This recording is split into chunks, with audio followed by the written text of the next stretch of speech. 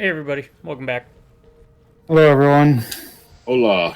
Warhammer 40k, Darktide, part of Warhammer Weekend.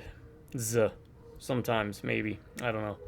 Don't do tips, tricks, guides, walkthroughs, speedruns, 100% trophies, or achievements. Play games for fun, so you can pop them on in the background and enjoy the experiences of three chuckleheads chuckleheading it out in the 41st millennium. Sit back, relax, enjoy the show. My subscribers, I want to say thank you to each and every one of y'all, because if it wasn't for you, these videos wouldn't be happening. I promise you all this. As long as one of you stay subscribed, I'll keep doing videos. Drive by Rubneck and Beers. Howdy. I'll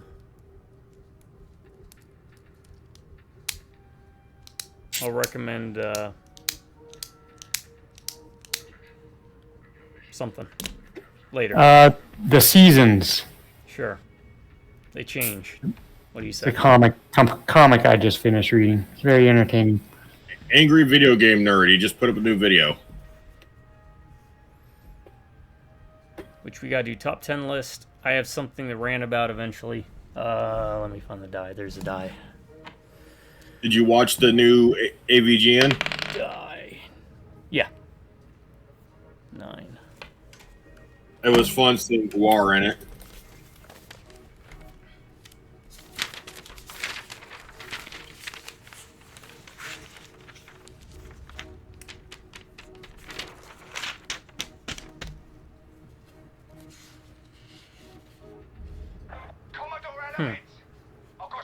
Okay. Top 10 underused settings in movies. Underused? Yeah. Does that mean underused today or underused all time? You can pick your choice. Top 10 underused settings. There is something I, once again, will clarify for everyone. When I write these lists or take recommendations from people, I either write down exactly what I was thinking or what I was exactly told and nothing more. So in settings, are we talking like sci-fi western or... You can go as in-depth to it as you want. If you want to be extremely specific, you can. Well, this will be fun.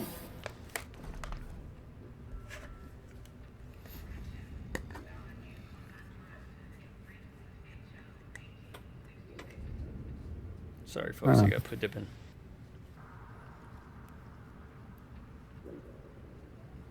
I could do a reroll. But I would say reroll. you would say reroll? Okay. I would, yeah. This one's kind of... Okay, That might be one we would actually have to... I think would be better served if we had time to look things up. Yeah, I'm having trouble coming up with stuff as well. Amateurs. Yes, absolutely. 14. The only things I had on my list was westerns, because I think westerns need to make a comeback, and alien-style future, where it was kind of like that 80s but future. Well, this one would also require us to do research. Top 10 Metalocalypse episodes, so... roll again. 2. That's a good excuse to watch Metalocalypse again. Top 10 war movies. War movies?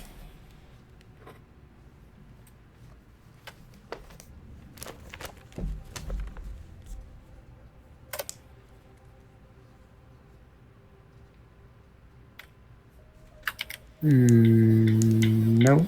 Whoa, what is this? Well, now the question we need to clarify, though, is do we want the war movies to be... Does it have to be modern or more modern or anything across the board? Anything across the board. Okay, anything historical war across the board. So we'll go with that. So it has to be historical, though. It has to be a real... I mean, you can tell war stories without being an actual real war. You know? Okay. As long as it's about war, I guess. It just says top 10 war movies, man. All right. Oh, I gotta... Hold on, I'm messing with my last gun for a second, so. Uh, Okay, well, that expands my list out since it can be non-real.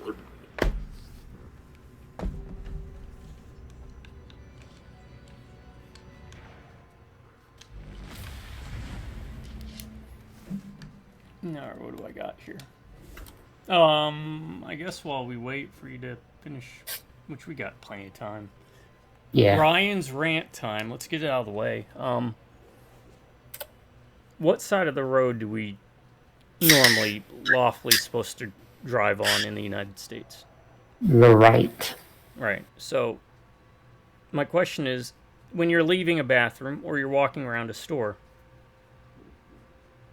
if I'm walking on the right side, why are you walking on your left in the opposite direction from me? Just walk on the right side. If we follow the rules of the road, you're not going to run into that little dance that you do. Because that happened to me at Buc-ee's. Me and this guy for like a minute straight. Almost like it was someone had a video camera somewhere, was setting us up.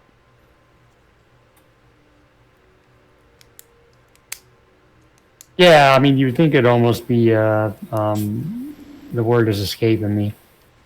Not second nature, but, just ingrained in you to do things on the right side because of that. Yeah.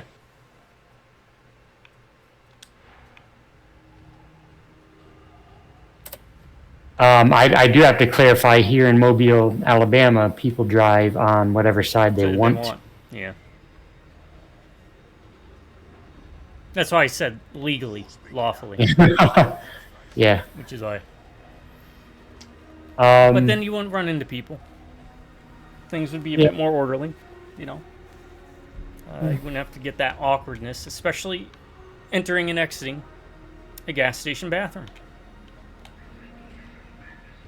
Oh, yeah. Oh, those. Yeah. I'm having trouble with my last one. Holy crap. Can't decide which one to put on there. There's so many good ones, but. Well, while you're thinking about it, you know what? I know which one.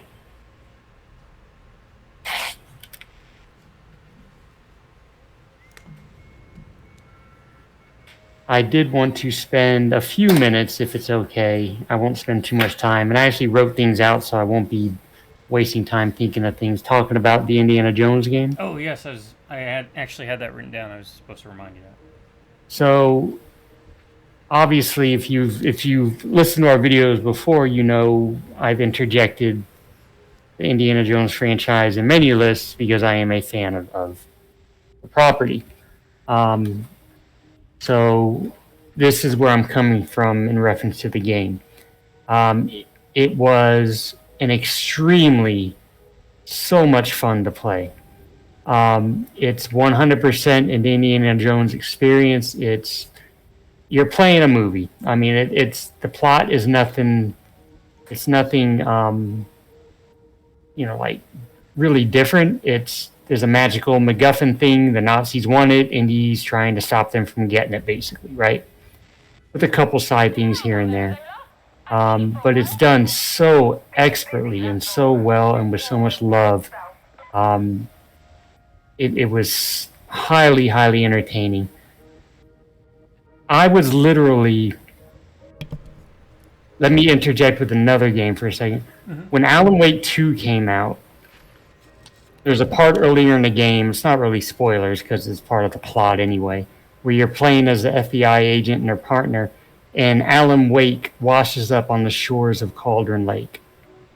And it sounds stupid, but I promise you, I started smiling because I had waited so long to play this game, and it was such a joy. I had that exact same feeling playing this game. I'm probably overselling it, but as a fan of the franchise, this was an Indiana Jones experience 100%. I want to shout out in particular, like the writing, the voice acting, the cutscenes are all amazing. So much fun, so entertaining. It reminded me a lot of the Terminator game, the one you had me play. I was actually going to bring that up. It sounds like you had a Yeah, Terminator, whatever it was, moment. yeah, because where you could tell that the people really cared about the property. Yes. It was the exact same feeling I had playing this game. I got a quick question about it. All right, let me get through my thing first, so I don't get off track. All right, and then you can ask away. But like I mentioned, the writing, the cutscenes were so damn entertaining. I told you, I sent you that funny one with the guy in the confessional. Yeah. And then I told you about the other one with Tony Todd. I mean, it is just the production and the way it's done is just amazing. I want to shout out in particular the writers and I want to talk about the voice actors. A lot of gamers are going to annoy Troy Baker. He really did a very good job in getting the Indiana Jones thing down. Very, very good job. Your main person that goes with you during the journey plays the lady Gina Alessandra Mastronardi, and I apologize if I'm bastardizing the names. Marios Gavrilis played the main bad guy, Emmerich Voss, who was a Nazi archaeologist. I'll circle back to him briefly. Tony Todd, of course, most people know who Tony Todd is, did an amazing job. That one cutscene I told you about when he confronts Indiana and he responds with just a kindness. Just the way he said it was so damn good. And then the other villain, minor villain, I guess, the Nazi officer Gantz, Tom Beck. They all did such an outstanding job. Every cutscene is so entertaining. It got to the point where I was wishing there were more cutscenes with Voss and Gantz because they were so well done. Those two in particular as villains, I can't remember recently, just off the top of my head, any villains that were done as well. I mean, they did such an outstanding job. Really, really good villains. That being said, the gameplay really is not anything special. I mean, I went through the whole game basically stealthing and fisticuffing. I don't think I fired a gun once outside of the 2 scripted parts that I had to. And there was nothing hard about the gameplay, the exploration, the fighting. Nothing was. I don't even think I died from fighting at any point. And I think I remember telling you the exploration, I'd wished there was a way to make that harder, like raise the level of difficulty for the puzzles and stuff. But there's really not. It's not a hard game at all. Man, I promised myself I wouldn't lose my train of thought, but I did. So I mean, I guess basically what I'm the final point I want to make is, if you're a fan of the Indiana Jones franchise at all, I would recommend getting the game at whatever price point you feel is necessary. If that's whatever price it's at now, if you want to wait on sale. And there is DLC at. I'm kind of waiting to see how that is before to see if I purchase it. If you're a fan of Indiana Jones, get this game and play it and have fun. If you're not a fan of Indiana Jones, this is like the Alan Wake 2 thing. I don't know if I'd recommend it, to be honest. Because the gameplay is really, really that kind of meh. You get what I'm saying? Yeah. Wait, what the hell is that? Did you send me an invite? Yeah.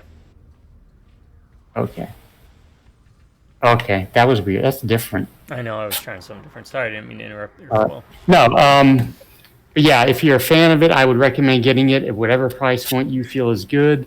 If you're not a fan, I mean, you can give it a shot, but I don't think the gameplay is solid enough that you would enjoy it without being a fan of the franchise.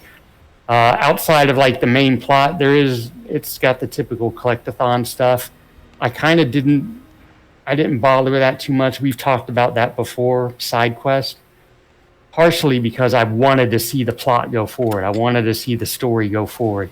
There was a point at the end, at the climax, I promise you, I was literally sitting at the edge of my couch because I was like, I wanted to see what was going on.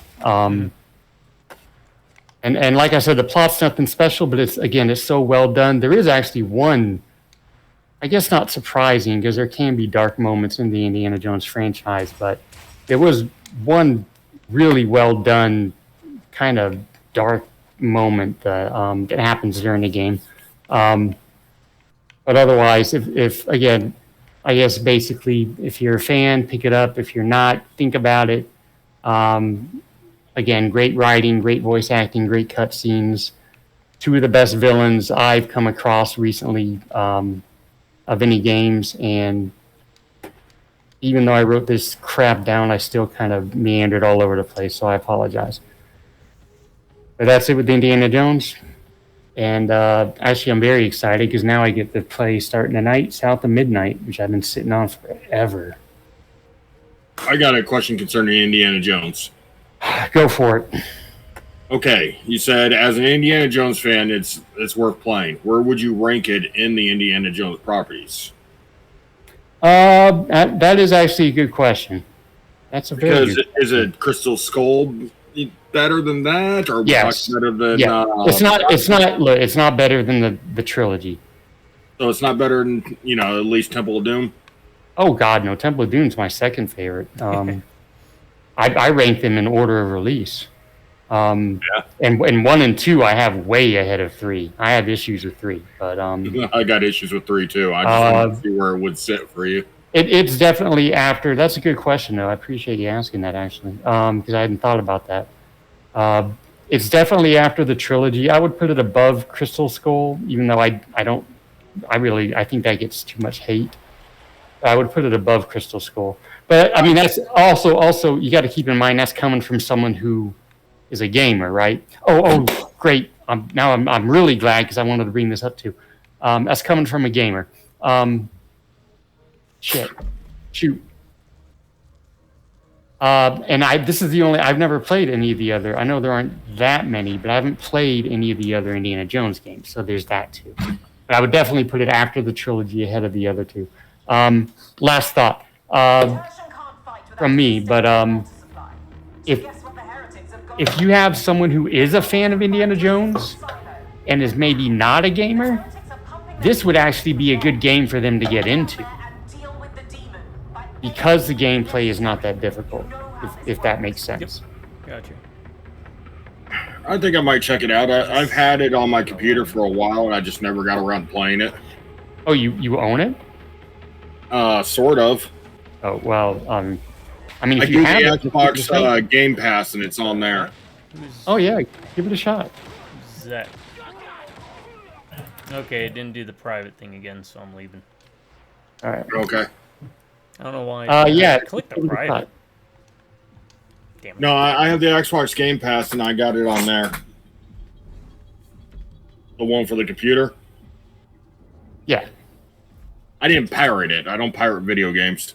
Oh, I didn't imply that, Gabe, but that is good to know. I just don't. It's not that I don't believe in not pirating video games. I think there's some that absolutely are worth pirating because they're not accessible anymore. But I just don't trust people and viruses.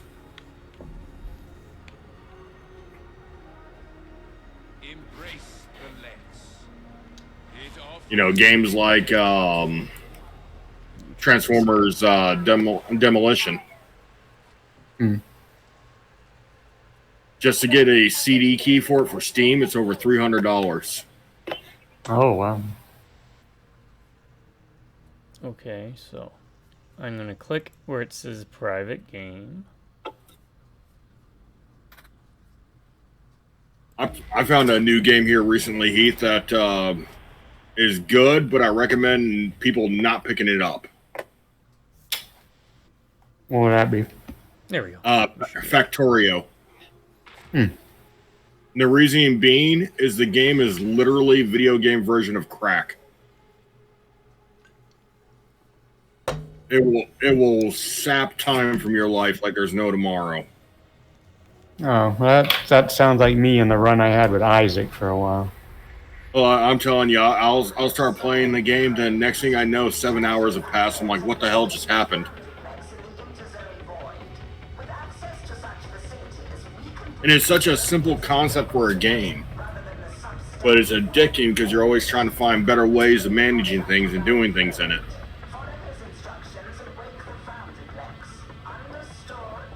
It's one of those ones that's easy to play, but hard to master type things.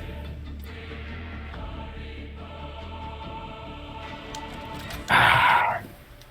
And the weird thing about it is it'll actually teach you programming without you even realizing it. Oh, that's pretty cool. Like those old math games that everybody loves.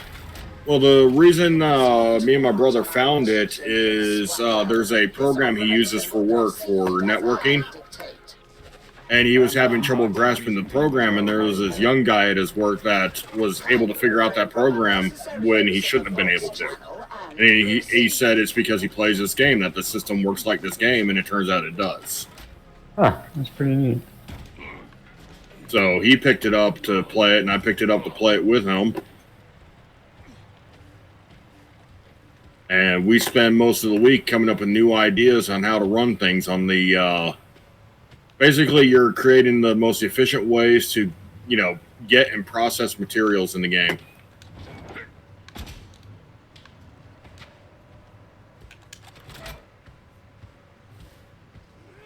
All right, I have to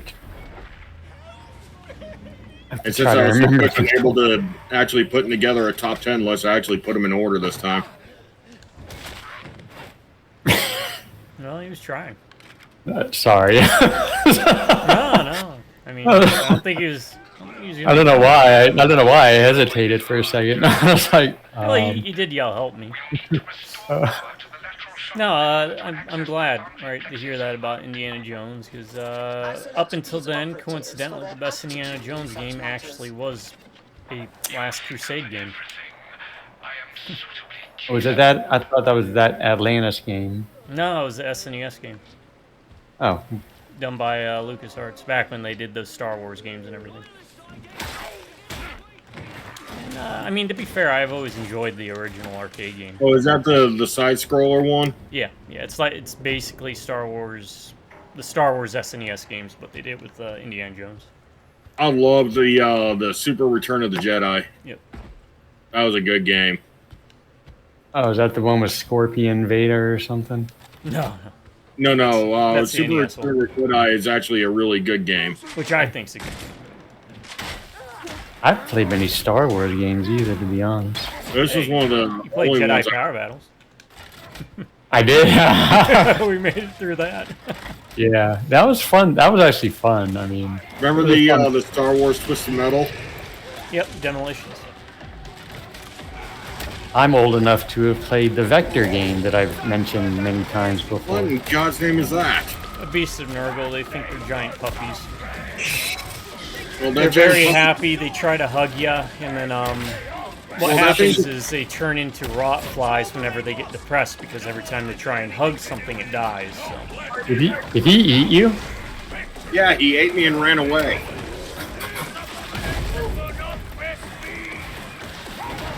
Sounds like grenades. But yeah, they think they're giant puppies. They're also in Total War Warhammer. Yeah, I remember them now. They have like a worm body. When I was in front of it, it didn't look. It just looked like some weird thing. That's most Chaos things, though. It'd be an apt way to describe everything Chaos. Just a weird thing. Does that mean we're going to get a great and clean one? I don't know. It'd be kind of interesting.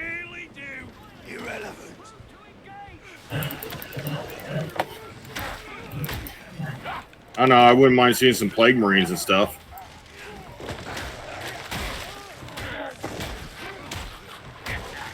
No, I'm glad. The way you're talking about Indiana Jones, and then I'll wrap it up with the Indiana Jones stuff, is, again, it's how I felt when I played Terminator Resistance. It just kind of like recharged the batteries. Though there, I would argue that the game is actually, gameplay-wise, pretty good. Not saying that Indiana Jones is bad, it's just No, it's not difficult at all, man. It was like we had talked before. I know I mentioned it, but some games have where you can up the difficulty of Puzzles and combat. puzzles and stuff. Yeah, and I wish they had that, but it's okay. I mean, Give more toggles, developers. Trust me. yeah, more options, more options. We like toggles. I think we have to go this way. There's also Yeah, I'm kind of hoping the DLC is pretty good. I might pick it up, but I purposely didn't get any kind of season pass because I wanted to see how it played out first.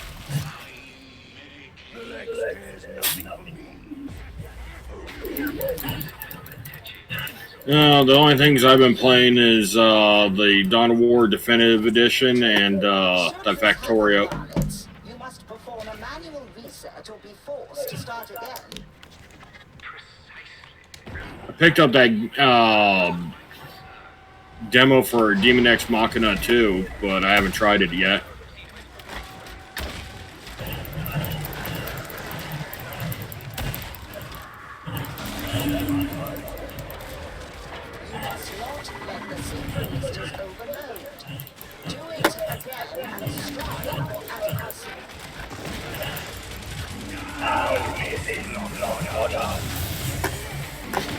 I had flashbacks for a minute because I swear those bad guys were yelling, and it sounded like those guys in Serious Sam.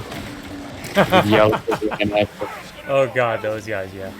The whole game.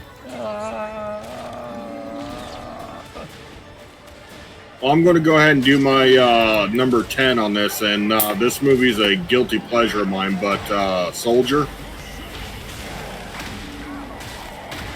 You guys remember that one at all? Yep, Kurt Russell. Oh, yeah. Loosely Blade Runner prequel. You know, I didn't know that till much later about it being loosely a Blade Runner prequel, but I just liked the movie for whatever reason. I thought it was enjoyable.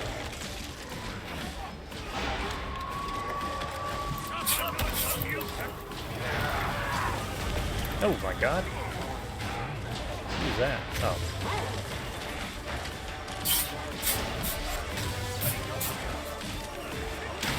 Did not mean to press that button, but hey. Yeah, it's a pretty good flick. Good setting. And I'm a big fan of pretty much anything for Russell. Oh, got an edited. Absolutely. Even though he's a Disney kid. I like the movie. The whole plot of I'm netted. him being, discarded because he lost. There's two netters. That's why. He was damaged. Or no, the one was thrown, insulted because he got damaged by one of the obsoletes and all that. Yeah. What is grenade? For me, it's G. For me, it's down on the D-pad, then I have to throw it. I'm forgetting what grenade is. I tried to do that and I popped my thing. I'm going to go ahead and start with my 10, and I'm going to preface this by saying I'm actually not that big a fan of war movies. I am. But my number one is going to be it is my favorite. Is the only one that I'm going to say is ranked in order. Is my number one is Dirty Dozen. Classic. That's a good one. Classic, outstanding cast. I could go over the whole cast. Lee Marvin, Charles Bronson, no dice. Donald Sutherland, Jim Brown. Yeah. Just the whole freaking cast is just amazing. Actually, I think really quick side story. That's the movie that Jim Brown quit football with, because they were like, "Get back to training camp," and he's like, "No, I'm making a movie." He just decided he was going to quit football. But anyway, I'm going to be a movie star. Yeah, the Dirty Dozen, great movie, great fun. I mean, if you can say fun for a war movie. Yeah, classic. It's My inspired a ton of different things. Like I always point out, there was a Warhammer Fantasy novel series that was based off of Dirty Dozen, but Warhammer Fantasy, called The Black Hearts. Yeah, you've mentioned that before, I think. Yeah. You ever read about the story that Dirty Dozen was based off of? No, I didn't know it was based off something real. I got to find that video and send it to you. This guy, the fat electrician, he does a really good video about them.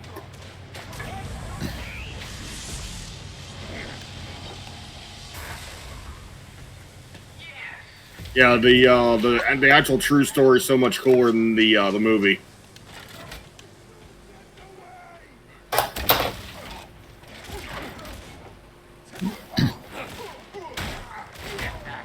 Mine will also not be in really any order so much, but this is one of my favorites. Coincidentally, it's also Dad's favorite. And it has an amazing movie quote. It's called Zulu. And the movie quote is, when Private Cole asks him, "Why is it us? Why us?" We have Michael Caine reply, "Because we're here, lad. Nobody else. Just us." I love the setting. I love the concept. Anything with Michael Caine in it, I'm also pretty much sold on. Even that one wonderful Jaws movie that he bought him like a new boat or a new house or something. Yeah. Jaws Revenge. Or Miss Brody. No, I'm usually not the biggest fan of like historical war movies. I mean, less so. I was more so a big fan of pre everything, but deployment. After deployment, I'm just like, yeah, no. I just see it through too much of a lens. But that's when I can still go back and watch, and just with the setting. And it fits because the Imperial Guard, or as you younger fantasy, or Warhammer fans might know them as the Astra Militarum, actually had an entire range devoted to that same, like, uniform. I forgot what they were called in 40K. But they wore that red and white with the hats that they have. Yeah, great movie, well acted. Yeah, for me, after deploying, I really couldn't watch too many modern war movies. I prefer the older stuff like World War II and stuff like that. I would appreciate knowing how you discovered the location of this boundary plex. Yeah, every time I watch them, I'm just like, I can't get into them. Especially about you, dear lady. Why? And I love looking up the history behind, because a lot of those movies have some basis in reality. Like the one that's going to be on my top of number one is based off of a real person, and finding out the true story behind the guy was really interesting. Let us break the holy machine.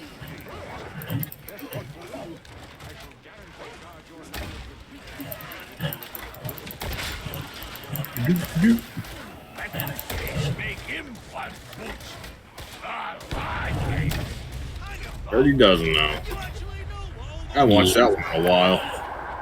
I need to get it on Blu-ray.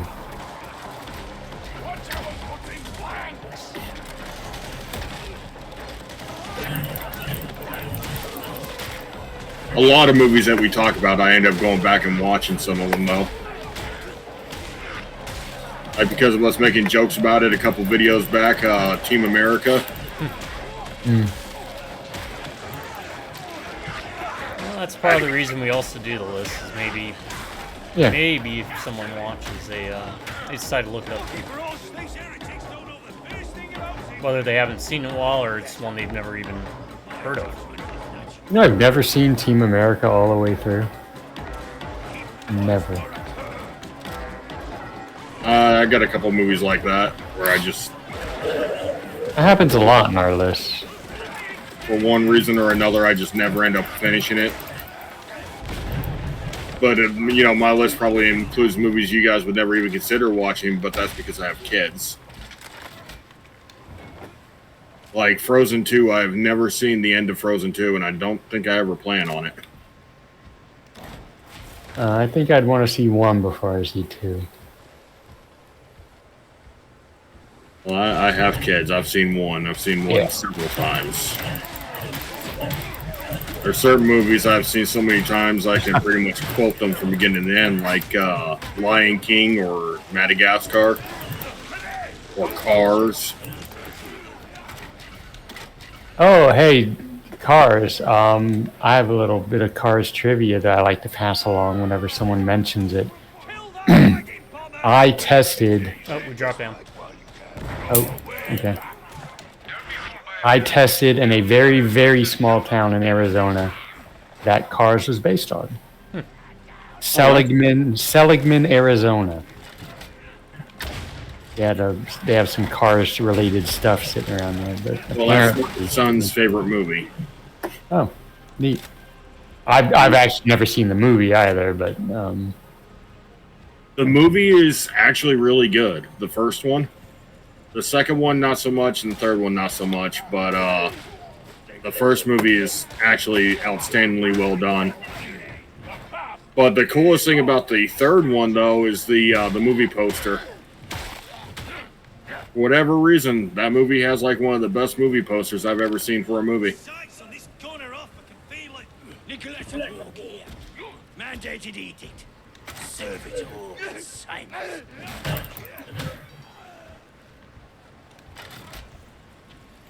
You know what my daughter's new favorite movie is, though? that K-pop movie. I don't know. Yes. Oh, hey, that's a pretty good guess. I've sat through the movie beginning to end at least 8 times already now. Dang, man. Well, hey, it's nice that she likes it. Oh, she loves that movie.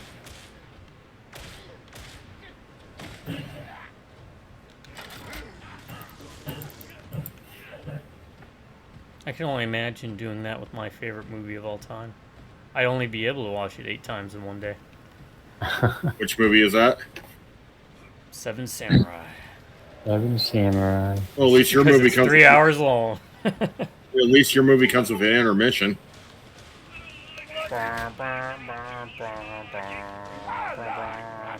Speaking of sitting through people's favorite movies, right now I've been sitting through Emily's favorite.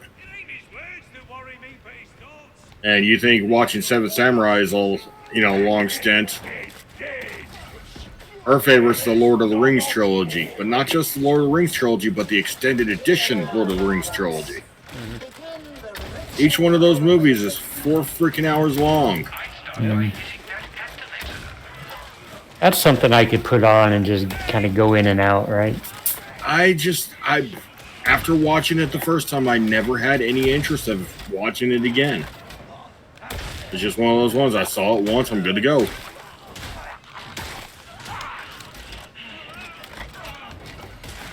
She watches them all the time, and at least once every other month or once a month.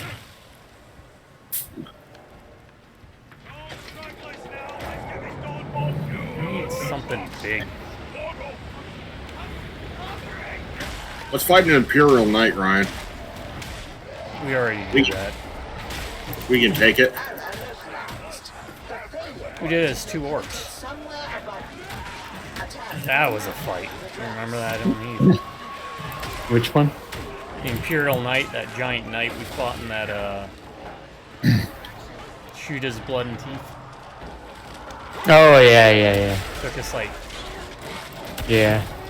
half an hour to get through.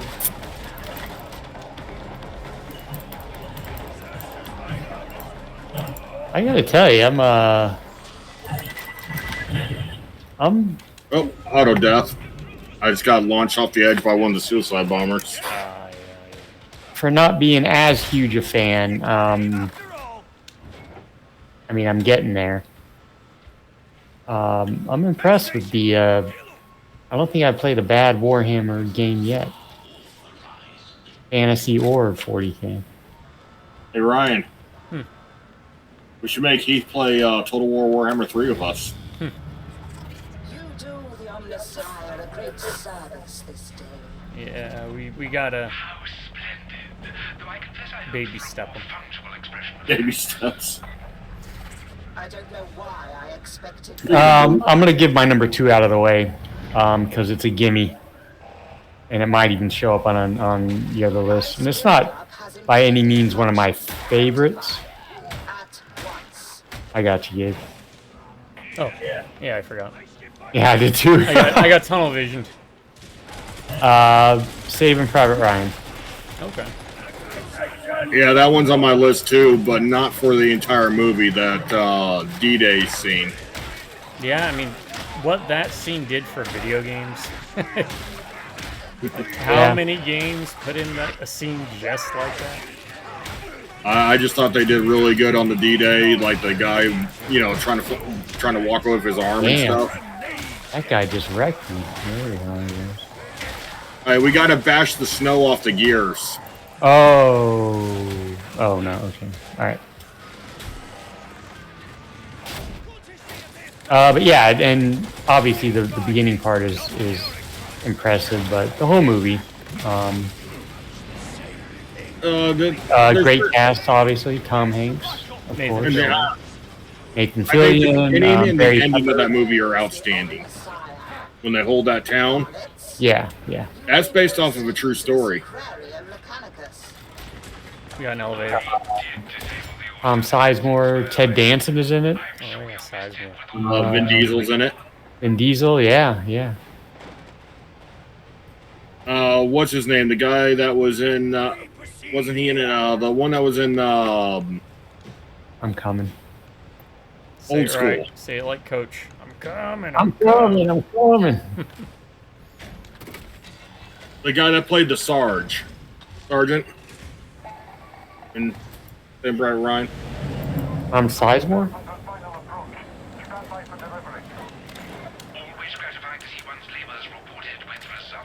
The old veteran guy, or they collected the sand?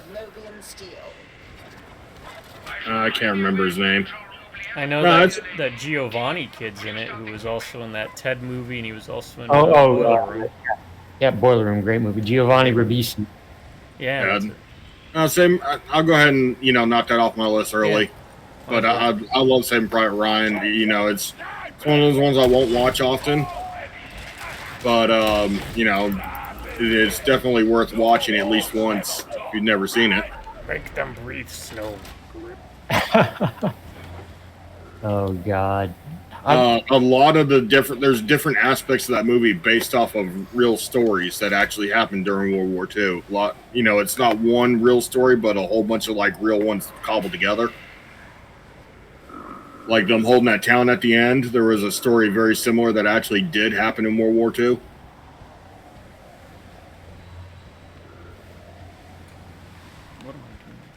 Why you guys follow me? I'm just looking around. Oh.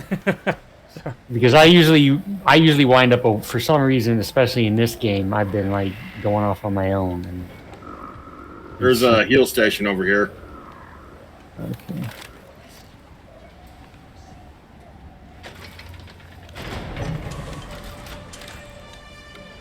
No, it was well shot, well acted.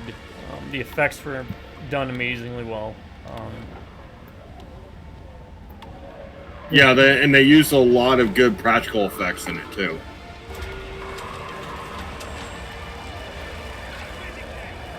And there was a lot of truth to what happened on D-Day that they showed. It was very visceral.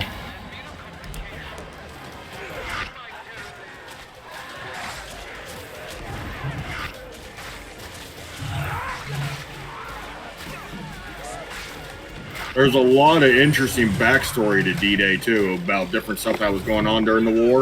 Oh, fire, bad. Like how a lot of the reason D-Day was able to happen was because of a spy who was a double agent for the Germans.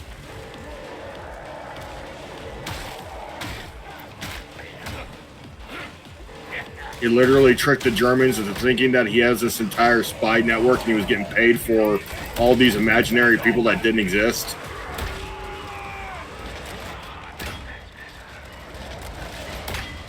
How is he not?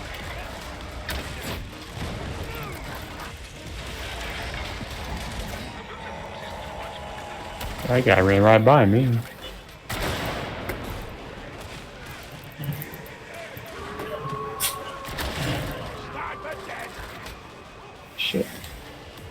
Emperor Ryan.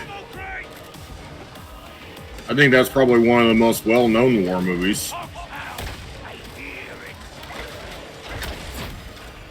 Get off me. Oh yeah, something eating me.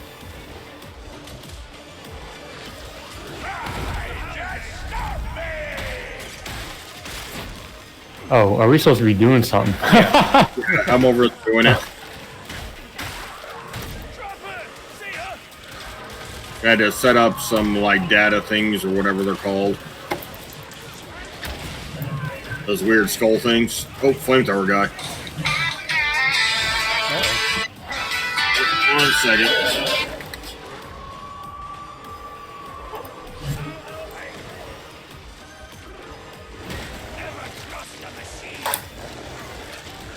I'm gonna hang out by. Something got me. Oh, the hound. I'm gonna hang out by him until he got back, or maybe he's No. already back. I think he is back.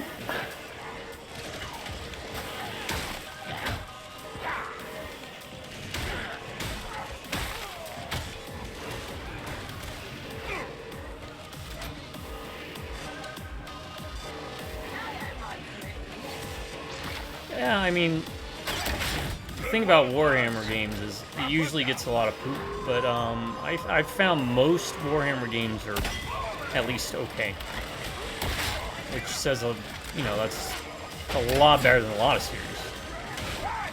Hey, all but one. It's not okay in any way, shape, or form. In fact, it's pretty much unplayable. Headshot. You know which one that is, Ryan. Well, to be fair, it's playable. It's just very bad. It's like miserable games. I wish it was unplayable. So you wish you never had to play it? In fact, I went back and played it again. How would you do that? It gave me recordings. Oh, got netted. Is it as bad as I remember? I did not enjoy my time. What the hell? Jesus criminy.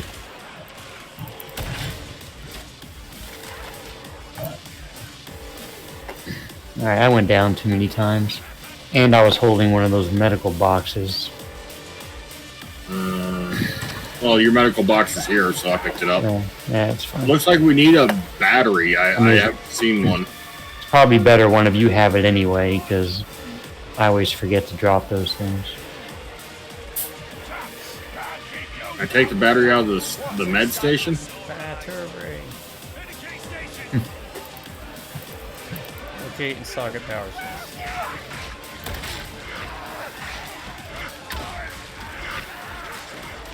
Oh, look in the shipping containers. Damn, this guy wrecks me. I don't know why I... Where is he? This armored guy with the double axes. Oh, Jesus. yeah. Yeah, they're nasty.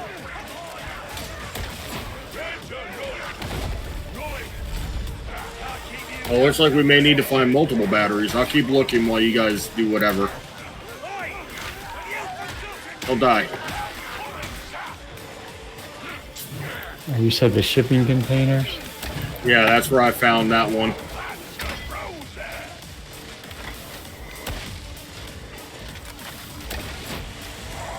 I'm looking for more.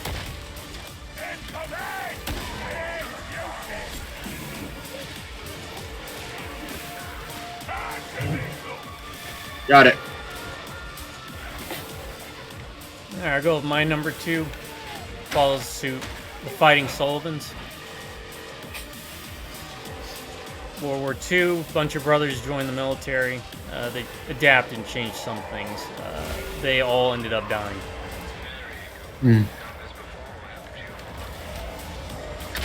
Real life story. I think they were on a Navy ship and they went down at varying points. I can't remember how many of them were. There were 4 or 5 or 6 of them. But yeah, so like at that point, The military is like, maybe we should do something different with this. Maybe we shouldn't have all these brothers on one boat. But it's a story, with some changes, of course. For dramatic effect. About how they enlisted and how the training went, and their experiences as the ship goes down. So. 1944, I think, was the movie. That's an old one.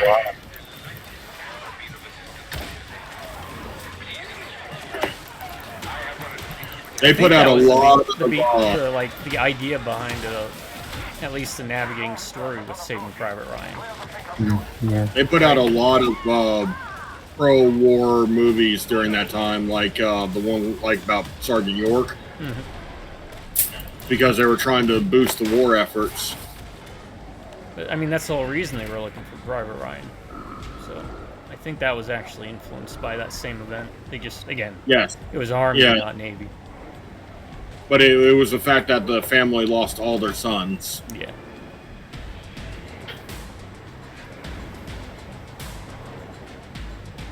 Like I said, I love reading about all these old war stories, especially Medal of Honor recipients.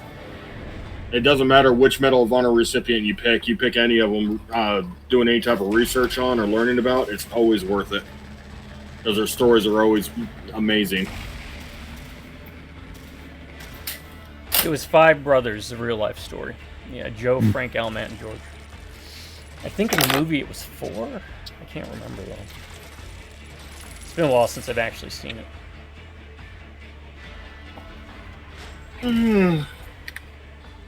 It could have been 5. I can't remember. Yeah, give me those upgrades.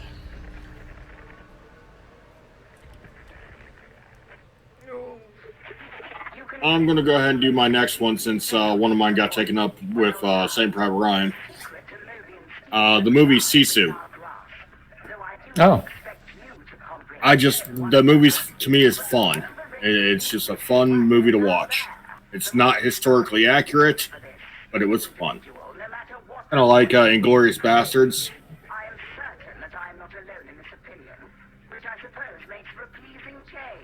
Have you guys seen that one? Oh, Sisu? Yeah. No, I am aware of it though. Also interesting. For some reason I find this interesting. That's the director that's doing the. Not that I'm interested in seeing this at all. The John Rambo prequel. Really?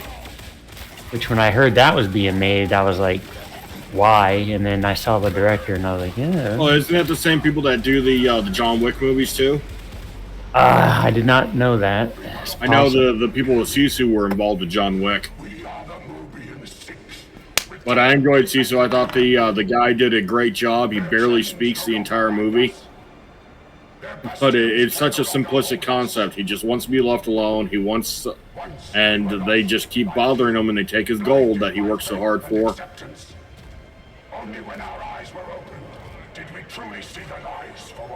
But the whole scene with the minefield in it, without spoiling anything, it's worth watching. It is our solemn pledge to bring about a new and glorious age of freedom and prosperity. Join us.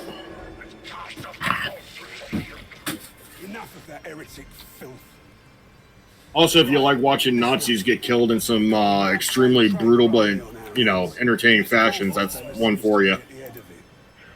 The Inquisitors' wormwood agents have tracked their latest propaganda broadcast, giving us the location of their staging area. 2 of Wolf's lieutenants, the Karnak twins, are leading operations. Are these Chaos people? 7004. Oh, you're probably not in the cutscene. No, I just realized I could skip out of it. When I'm playing with people, I don't watch cutscenes. Yeah, I've been paying attention. I don't know why I was watching it, because I haven't been tracking the story at all. Alright. You got your orders. Load out. What do I got? Bring those heretics to their lairs. On a side tangent, what's the worst war movie?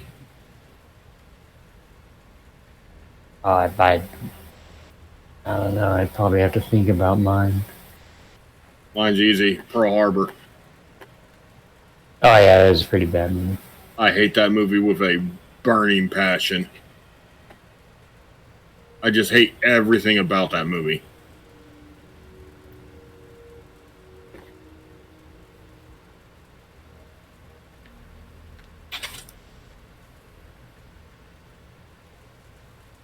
Including the director. But I have deep hatred for him for other reasons.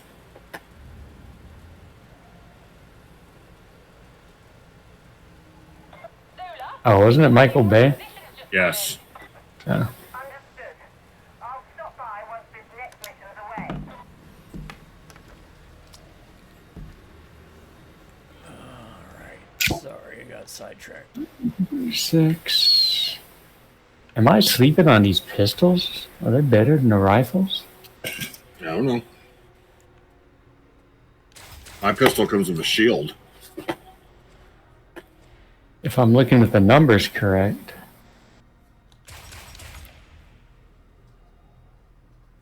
Hey, do you have any games planned for Halloween? Co-op games, you mean, for the weekends? Or Yeah. I have some stuff set aside, yeah. Mind if I get a list so I can make sure I have them? Yeah, I'll send you all the ones that are 3 players or more. Oh, did you like that video I sent you, Ryan? Yeah. I don't know why, but that intro didn't need to go that hard, did it? I miss hard intros. Claim reward, just so I can get rid of this. Heath may be a little too old to remember that one. What? The season 2 intro, the Iron Man show back in the 90s. Oh, I've never seen that at all.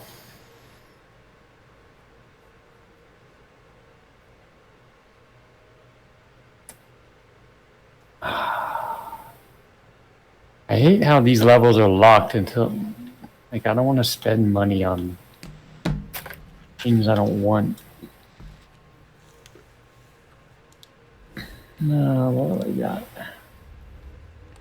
Oh, Ryan. My dad got the Honda fixed. Oh, good. You know, I told you it'd start pouring oil. Mm-hmm. He found the seal that was messed up. It was one of the seals inside the timing cover. It popped out completely, and that's why it was just pouring oil out. But he's got it up and running. He has ownership of the car now. I think I told you that. Yeah. He just wants it as, you know, to have it there if he needs it. It's a backup car. He has the knowledge to keep it running. I just don't. It's too old. I will do as you wish. But it served us well for many years, Ryan. Yeah, it's still kicking. Yeah. It's kind of limping at the moment, but it's still kicking. No, it's seen better days. But he got it fixed. He's been putting in a lot of work and a lot of money. He ended up having to buy a new compressor and a new impact wrench just to fix it.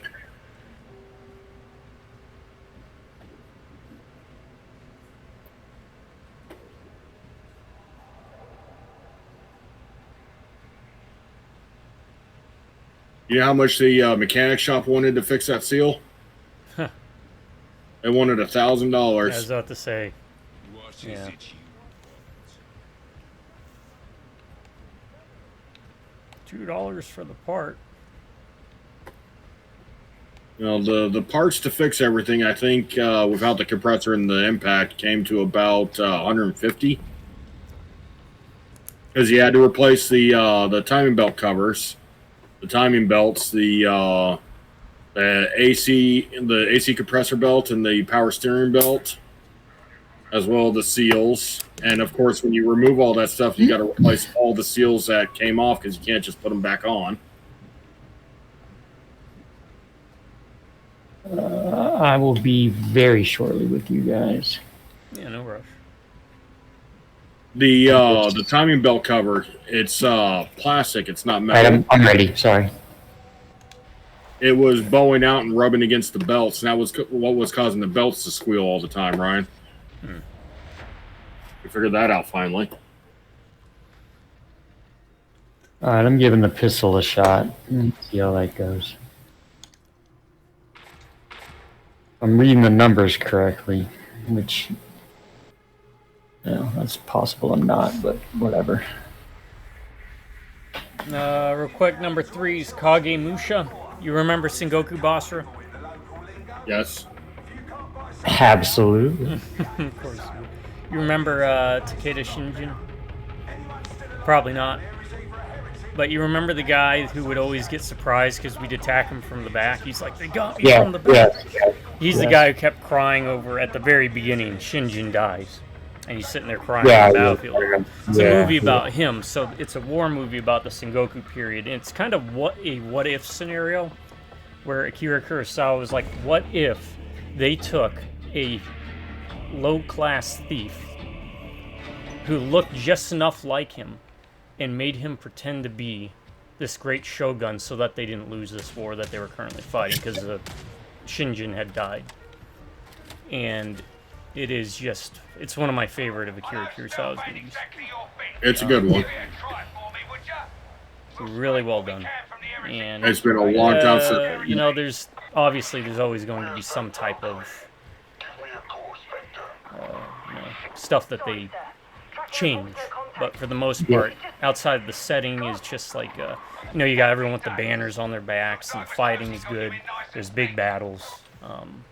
There's a whole lot of aspects to it. But again, as with a lot of Kurosawa stuff, it's a 3-hour movie. So that can kind of wear on people. But highly recommend it. I think we need to bring back movie intermissions. Well, Aqua Teen Hunger Force tried. Yeah. Come on, even a 2-hour movie, it'd be nice to have a little break right in the middle. Just, hey, take a break, go use the bathroom. My thought behind all of that is, if they would learn to make movies shorter, I would probably be a lot more forgiving in many regards. But when you make it 2 hours, when you make it 3 hours, you just add the length of time unless you're really good at it. Or I'm just gonna be like, this is a bad movie. This isn't a good movie. Well, that's why you watch the animated movies, Ryan. They're usually 90 minutes. Well, I bring it up because I watched Zombievers again. I've seen that. And it's like 121 minutes.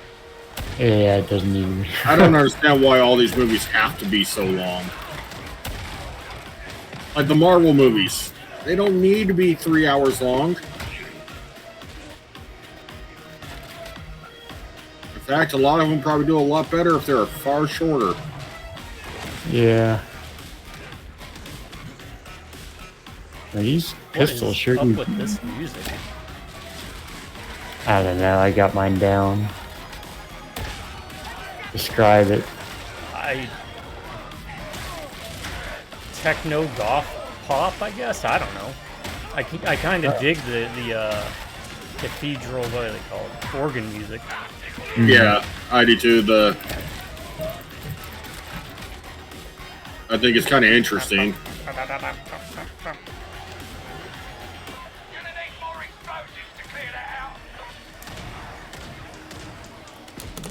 I'm also going to knock out my number 4 real quick because it applies to what we're playing. When I said anything war-related, I meant really anything war-related. It's a 2013 movie called Frankenstein's Army.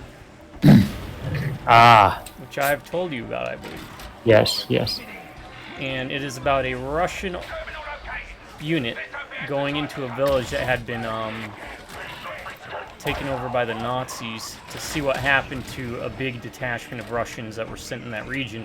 Only to find out the Nazis have been creating weird super soldier type creatures, think Wolfenstein, with an example of basically There was one that had a helicopter propeller attached to his chest. And a bunch of other weird, zany creature designs and different weird zombie monsters. Would it be a helicopter propeller or rotor? Both. It seems like it'd be too big. The thing is that there's so many different creature designs that were all done with practical effects. It is a great little... I don't even know if it's a B-budget movie. I guess it'd be considered a modern-day B-budget. But, it carries all, the same baggage. There's still Nazis in it. There's, at that point, then there's like 3 factions, because then the guy the scientist that was doing all the tests on the zombie army, ended up being like, yeah, I'm just going to take over the world with this stuff. Highly recommend it. It's just a fun little movie. Not very serious, doesn't really have anything to say, but again, great special effects. And there's a certain surprise in there I'm not going to spoil, because when I saw it, I was like, that is a great part. Oh my god. I can't believe that. Oh, shoot. I've seen stuff about it. I don't think I've ever actually seen it. Put it on the list. I can't believe we haven't watched that, actually. There's some new movie that everybody's been talking about that's kind of like a B movie, but it's something about like dinosaurs versus soldiers or something. There's a Vietnam dinosaur movie. Yeah, Primitive War, I think it's called. Yeah. Is it any good? Anybody seen it? Oh, I don't know. I just been seeing people that I usually watch reviews for. They've been just like raving about it. Today is Frankenstein Day, by the way. Oh, really? Yeah. Huh. Well, I did not plan that. Anytime I can talk about Frankenstein's army. Yeah, you have it, right? Obviously. No, I need... Oh, I thought you did. That's why I said put it on the list.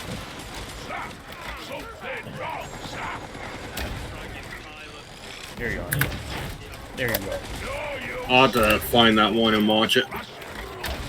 Wonder if it's streaming anywhere. Not a war movie. I mean, there's war elements to it, but that one I keep telling you about, The Bunker. It's also really good about zombies that can time skip, more or less. Time travel. Yeah. You don't see that very often. Anytime they can make the zombie formula a little less formulaic. The second one was not as good, but the first one had the guy who played Punisher in Punisher Warzone. The one that just passed away not long ago? Yeah. He's a good actor. My number 3, because I don't want to get too far behind. Bridge Over the River Kwai. Very good one, almost made my list.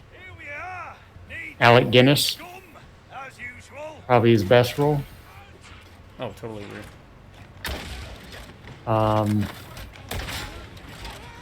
It's a really good movie. Very interesting plot and story, and I can't really say too much more about it, to be honest. Yeah, interesting concept of, what do you do, you get so engrossed with your work that you, they were so engrossed in getting the bridge built, Yeah. I actually prefer it over The Great Escape. I've never seen The Great Escape, actually. But, yeah.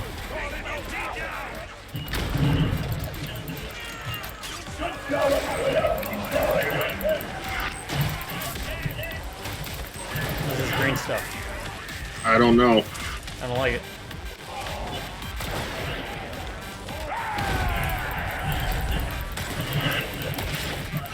I can't figure out what's causing it. Yeah, it's all over. It's following? You have to go higher to get out of it. Oh, is it like spreading? I don't know. It's just everywhere where I was. And it's still there. The state of the Russians, they've got us off. Russians.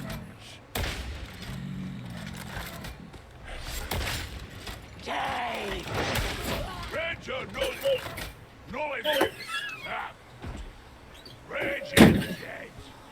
I guess I'll do my next one, but I'm also going backwards on my list, so my next one technically be my number 7. But it, the 4th one. But Hamburger Hill. Mm. Damn good movie, very realistic. But really good Vietnam movie. That'll be one of mine too, so I'm just going to go ahead and knock that off. My number 4, also Hamburger Hill. Yeah, it's a pretty brutal movie. Yeah, it's been touted as one of the most realistic Vietnam movies ever made. Yeah. Oh shit! I'm the boss guy.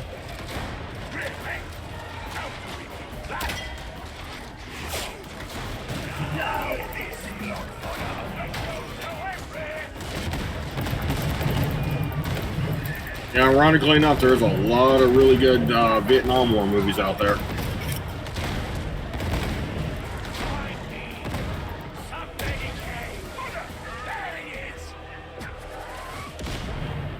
Pretty good. Yeah, I just kept throwing grenades.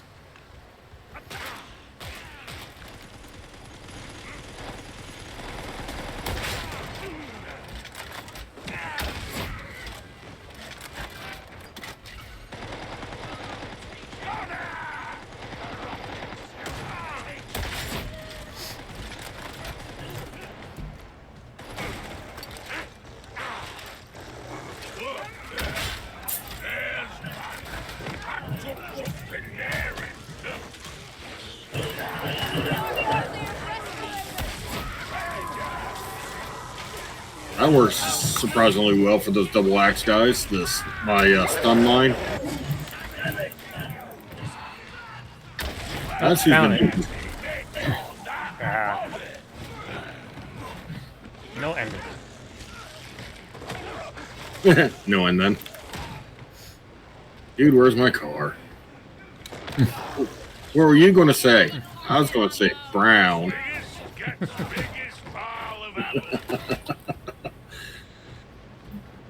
Well, that guy with the weird obsession with the ostriches. Oh, yeah.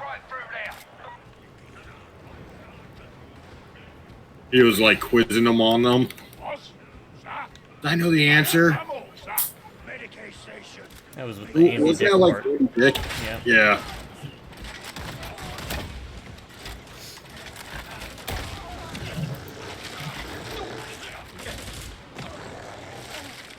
Medical station here. Closed, sorry. Oh, it's all good. I'm good. And no one cares about bot. Yeah. My next one, I guess, just to keep it in vain, Full Metal Jacket. Mm. If it was, it's technically the best portrayal of Marine Corps boot camp. And then that section of it alone is just amazing. That most people don't even talk about the latter part of the movie. Right, Just I know, as good. right? Except for the latter part of the movie, Jay have some of the best one-liners. Yep. Suki Tindula. That is one I can keep going back to just because there's things in there I can relate to. Obviously, I wasn't in Vietnam or anything, but so I can't really relate to that aspect. But just the idea of how the Marine Corps operates and young fighting men and all that stuff, I actually holds up better after doing the whole Marine Corps thing. Oh, what was that? What's his name? Emery or whatever? Arlie Ermy. Yeah. Him, his portrayal in that movie. You're Gomer Piles. Show us your war face. Yeah, nice guy. I met him in Najaf. He flew out to see us out there in Iraq. And Adam actually pinned him for sergeant. Which was cool. That's really cool. He was awesome in that movie.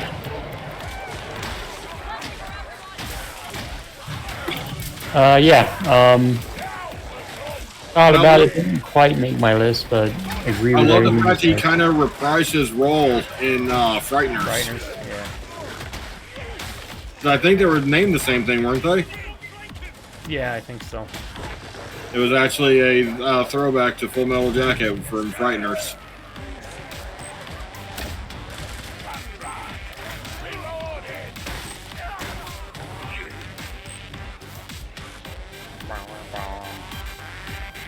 Oh, we're in a brewery. I just noticed that. What it says. Yeah, that's a good movie. That's one that came very close to making my list. It's hard not to acknowledge war movies without acknowledging Full Metal Jacket.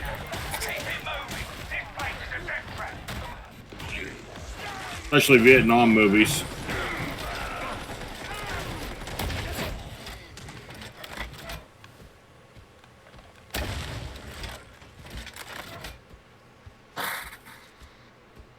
I think a lot of commonality with them is, at least the Vietnam movies, is a lot of the people who are actually in Vietnam who were usually attached to it at some point. Yeah. That's kind of drifted away, at least for newer stuff. You notice how there's a ton of Vietnam movies, but pretty much nothing for Korean War? Yeah. Yeah. The reason why I guess it's called the Forgotten War, huh?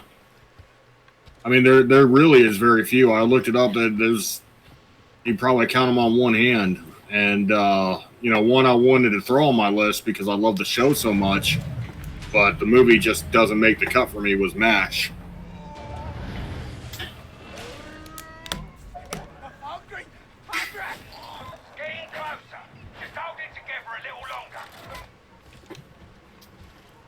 But yeah, there's barely any movies about Korean War, even though there's a lot of good stories to pull from, like, about the Marine horse ride? Mm-hmm.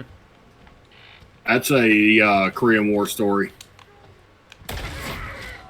Or, the Marines have a lot of weird animal stories. You ever notice that? Did I send you that link for the one about the devil duck? Mm-hmm. Wasn't that a fun story? About how they wrote the news articles about the duck having its own little, like, private battle with a chicken on the beach? Yeah.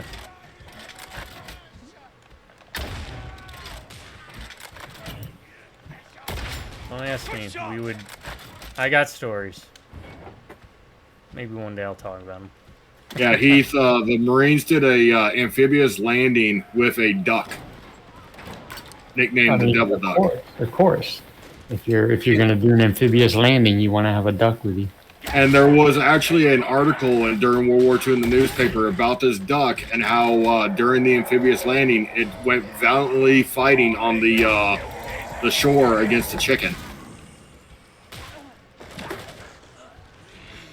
A communist chicken. Or something like that. Or an imperialist chicken. Because it was the Japanese that were fighting at the time. So how's your pistol? It's alright. Got less ammo, so I gotta be a bit more careful, which is probably good. It packs a punch, though. If you ever get a chance, though, Heath, look up the story about the Marines' horse during the Korean War. Marines' horse? Yeah, they had bought a horse from a racetrack in Seoul. And they were using it, those kind of bazooka-like cannons that you see in war movies? Yeah. They were using those on one of the hills, and they had a lot of trouble bringing the ammo up the hills. They couldn't use vehicles. The hills just, you couldn't drive up the hills. So they were using this horse, and this horse, they had it trained to the point where it was going back and forth, and it would go up with ammo, and it'd come down with wounded. And a lot of people were saved because of that horse. Horses are awesome. Yeah, they actually snuck this horse back into the U.S. because they didn't want to let them bring it back. So they went through a lot of effort to sneak this horse back into the U.S. And a lot of people attribute gender reveal parties to what they did with this horse because they decided to breed it. So they did this whole campaign about naming the horse. Tomorrow is growing too bold. We must discourage him. It's just a really cool story.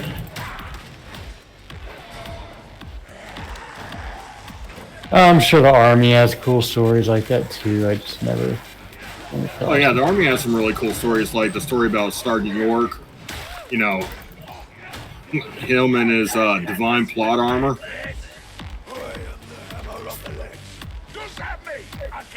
Or the what was his name? The last war chief from World War II. He's considered the last war chief because you had to achieve certain things, and one of them is stealing an enemy's horse, which he actually did.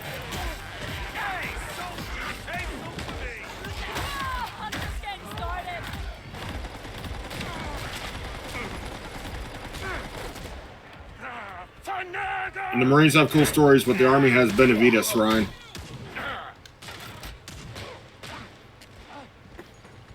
You know that story, don't you? Mm-hmm. Return fire! Probably one of the most insane Medal of Honor stories. No, gosh, bad. He was what? Shot, blown up, had his jaw dislocated. And that's after he broke his back, then became airborne. And he had his back broken by a landmine.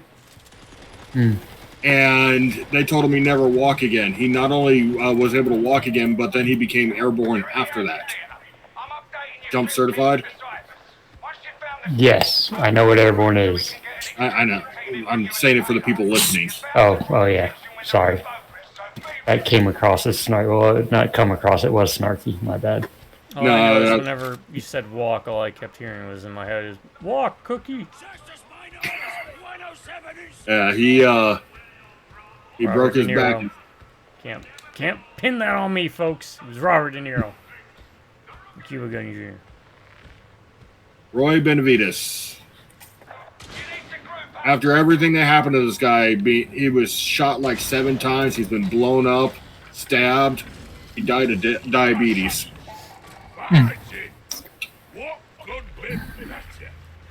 Diabetes. Diabetes.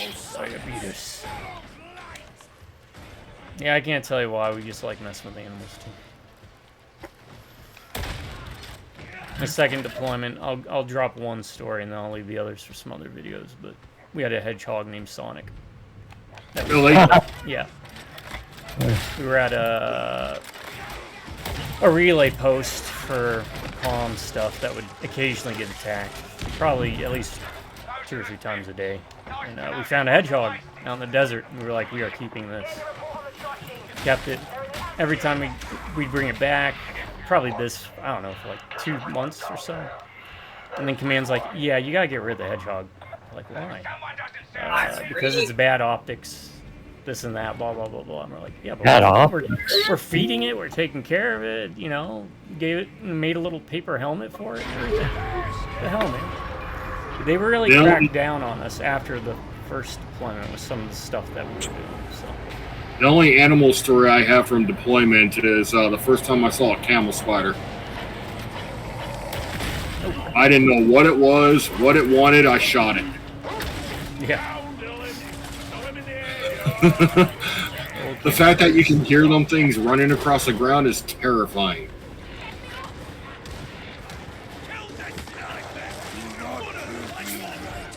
I guess I don't understand the bad optics thing. Like, I guarantee you, and I'm not going to say they were completely wrong, someone in command is like, why are we letting combat Marines have anything that needs tender, loving care? oh, It will end poorly. I was like, yeah, probably.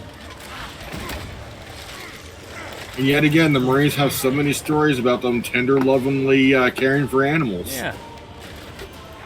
It's kind of weird.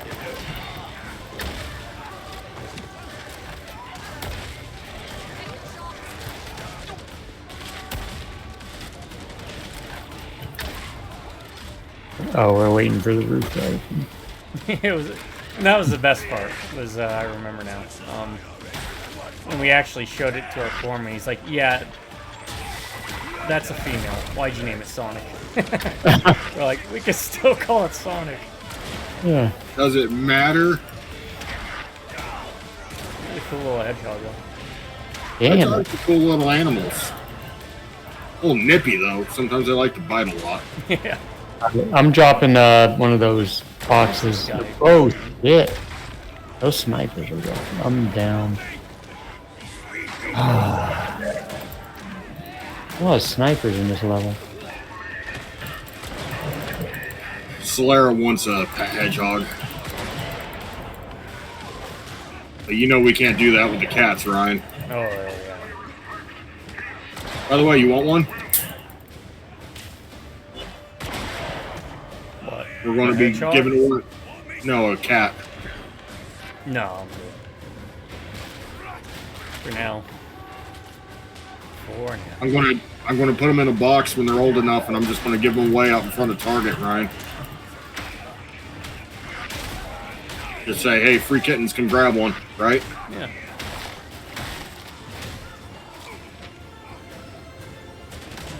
They make the perfect Christmas gift.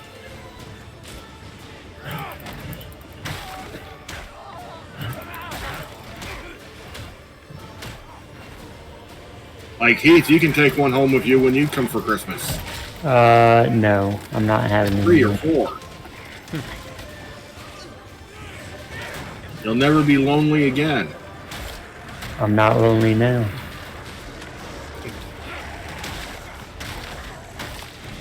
So Roman Reed. Signal for extraction. We got a signal. About those reinforcements, yeah?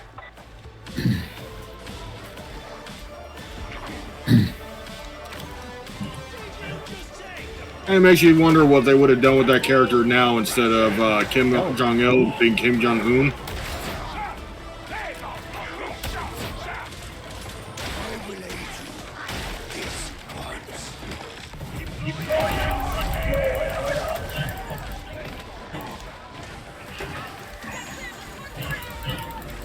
Jesus. What is going on?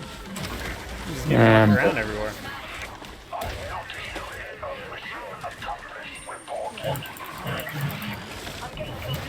Yeah, I was being stupid. That's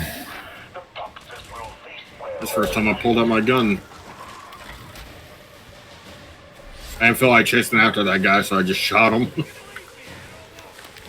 Well, since I was being stupid, I'll just do my number 5 platoon. Damn you. I mean, you had Hamburger Hill. I mean, we're bound to have a lot of the same ones on this I have list. platoons on my list too. That's a really good one. William Dafoe. Yeah, William Dafoe, Tom Berenger. Wasn't Charlie Sheen in that too? Charlie Sheen, yeah. I thought William Dafoe was excellent in it. Yeah, he was. Terrible freaking video game. Yes. I never played the video game, so I couldn't tell you. But yeah, great movie. Great movie. Another Vietnam one. Yeah. Tom Berenger is just so sinister, I guess, in that movie. Well, I guess I'll go ahead and knock that one off my list. There's my number 5 platoon. You know who is also in it is, I don't know his name, the snarky doctor from Scrubs. So I think we're talking about Scrubs. Oh yeah. Yeah. He was in Wagons East. Steve McKinley or something like that. Yeah, he was in that one with Tim Allen and them being bikers. Wild Hogs. He was the gay cop. Yep.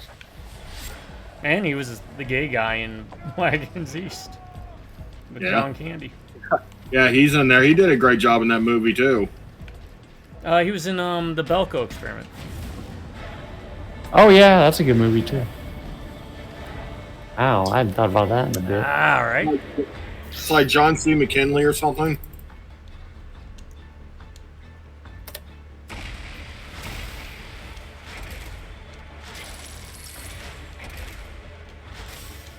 Yeah, McGinley. John C. McGinley. I was close.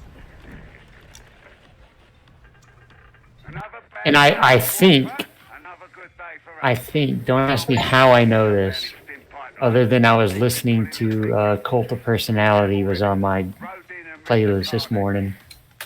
I think the lead singer from Living Color is in between.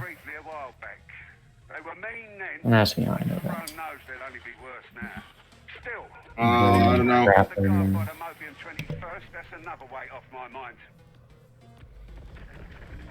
Platoon. Forrest Whitaker was in it. Oh, shoot, was it? Keith David. Oh, I don't remember that It either. is a stat cast. Yeah. A lot of it was before they were like really big. Yeah. You know?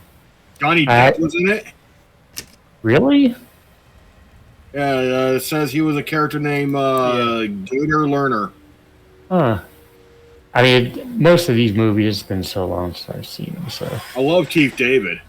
Yeah, Keith David's awesome. I gotta go pee. Be right back.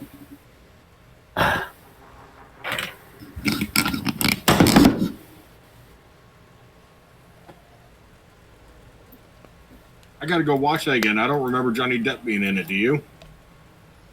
I don't remember, but I do remember reading about him being in it because I was looking up something for Nightmare on Elm Street, and it was like Johnny Depp movies, that kind of stuff.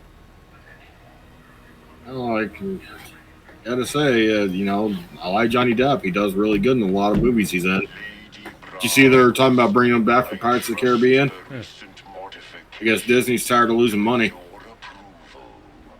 He's done some stuff I do enjoy, but yeah. I won't know for sure until we get into a firefight. Sleepy Hollow, he was good, I thought. From Hell. From Hell, he was good. What's that one? What's Eating Gilbert Grape or whatever? That one. Him and Leonardo DiCaprio.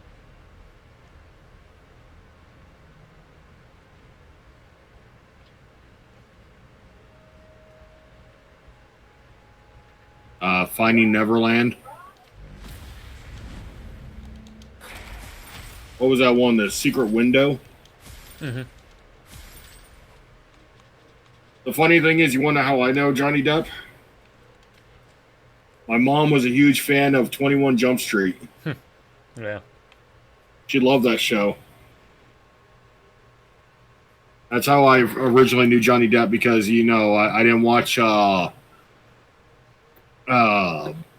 Nightmare on Elm Street till I met you.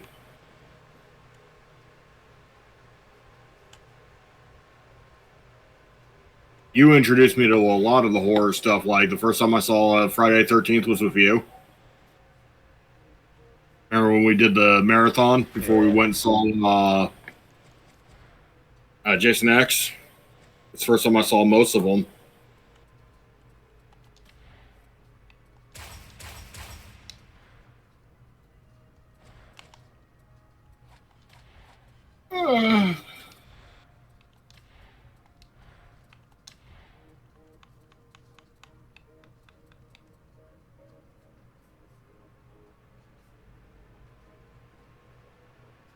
Memories, right? Memories.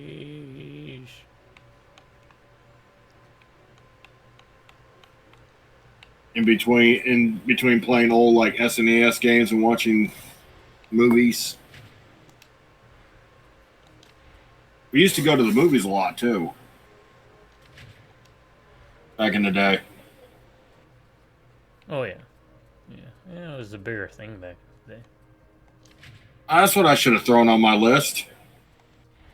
One of the movies we went and saw. That's technically a war movie. I don't know if it's on any of your lists. I don't want to say it, though. I'll write it down for later as an honorable mention if no one says it, okay? Mm-hmm.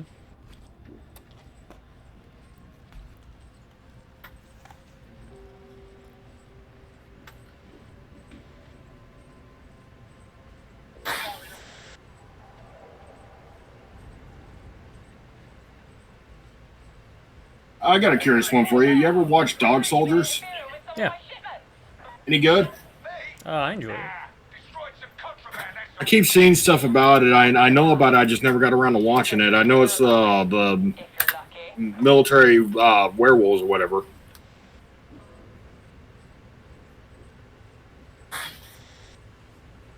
Yeah, it's like Scottish special forces go up against werewolves.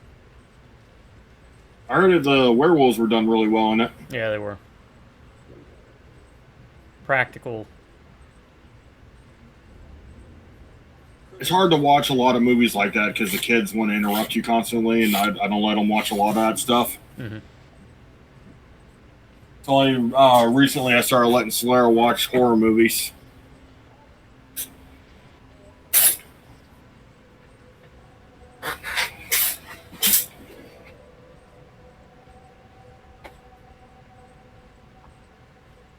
Timothy, he's not much of a movie buff at all.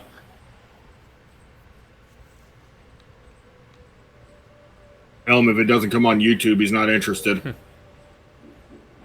Times definitely have changed. They sure have. Like you're saying, we used to go to the movies all the time, and because that was kind of the thing, right? Yeah. Back in the day, the only way to really watch movies was either wait for it to come on TV, rent it at the video store, or go see it in theaters, and also the time frame. And the time frame between going from movie theater to home video was a lot longer back in the day. Yes.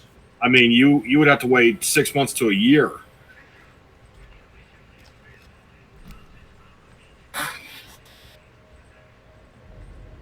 Grendel expects great things of you. I am rather more realistic. Here's a fun hypothetical for you, Ryan. What's one movie, if you could forget ever seeing it just so you can experience it without any spoilers or anything, what movie would that be? Seven Samurai. Seven Samurai? Yep. I'd want to see if I would still fall back in love with it as much as I did before. Mine would be The Empire Strikes Back, because long before I ever got to see the movie, I already knew all the spoilers for it. So I kind of wish I had had that experience that other people had when they went to the theaters to see it. You know what I mean? Yeah. I get that.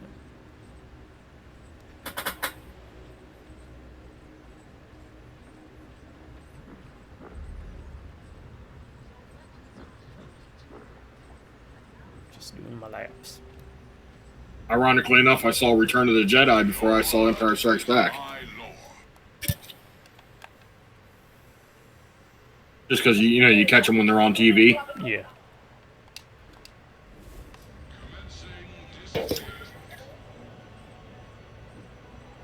Seven Samurai. You ever watch the anime? Yeah, Samurai 7. What'd you think of that? It was alright. Better than a lot of Seven Samurai ripoffs that are out there. Well, it's not even really... It's an homage, I'll give it that, but there's a lot of Seven Samurai ripoffs. Also, a lot of Yojimbo ripoffs. Yeah, like... good one is A Fistful of Dollars. Magnificent Seven was a Seven Samurai ripoff. Yeah. I did not like any of those movies. The remake or the original? The original, the 3 sequels after, or the remake. My mom loved the original, but it's because she loved that one bald actor. I can't remember his name. Yul Brynner. Yul Brynner. She had a thing for him. I like him too. I mean, Westworld's a great movie. Really good movie. Yul Brynner. Didn't he die young? Yeah. Cancer, wasn't it? Yeah. Yeah.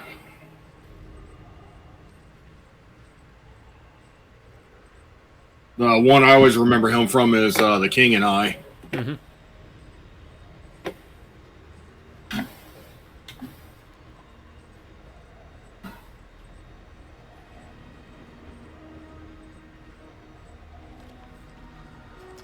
Yeah, I saw Magnificent Seven before I even knew what Seven Samurai was.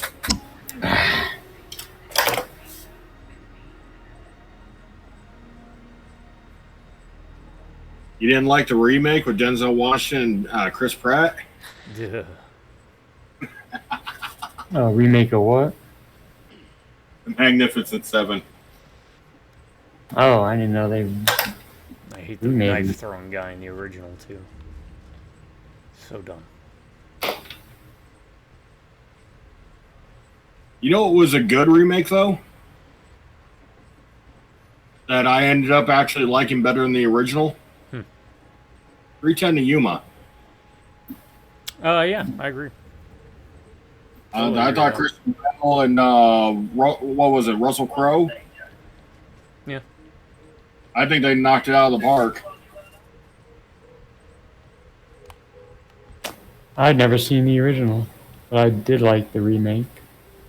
Yeah, I love the remake. I think Russell Crowe absolutely made that movie. All right, I'll be right back. Tapping out. Well, hey, since I asked Ryan this, I'll ask you it. If you could forget one movie just so you can enjoy watching it again for the first time, what would it be? Oh, wow, that's a good question. My answer was Empire Strikes Back because I want to see it, spoiler free because long before I ever got to see it, I already knew the spoilers. So I wanted to have that experience like the people that got to see it in the theaters and didn't know. Yeah, that's a pretty good one, actually. Ryan said Seven Samurai, so, see if he falls in love with it again. Yeah, I'd have to think about that one, actually. I mean, it's not the wrong answer, but it would be easy to say one of my favorites, like Jaws or something. Ironically enough, that would be a good answer because it's the same thing with Jaws. I knew far more about the movie before I ever saw it. Yeah. So it would have been nice to see that movie without knowing anything about it beforehand. But I'm also not a big fan of the sequels. Oh, Jaws? Yeah, I like the first one. I'm not really Yeah, big on the others. It was okay, but yeah, the others are stupid. I mean, 3 is 3D, so, but... Yeah, I kind of hate it when they did the 3D films in the back in the day because it kind of ruins them for rewatching later. Yeah. You guys ready? No, I'm doing a little bit of upgrading. Okay. Just, again, I don't really like how they do this, but... So, Ryan, that Twisted Metal show, they put Mr. Grimm in it. The second season, they've leaned far harder into the supernatural aspect of the series than the first season did. I didn't know what they were going to do with it with the Calypso and all that, but they actually made it to where Calypso has the powers. The ones he stole from the demon. Yeah. So I haven't finished it yet, but the Mr. Grimm, it's kind of a mash between Twisted Metal 2 and Twisted Metal Black.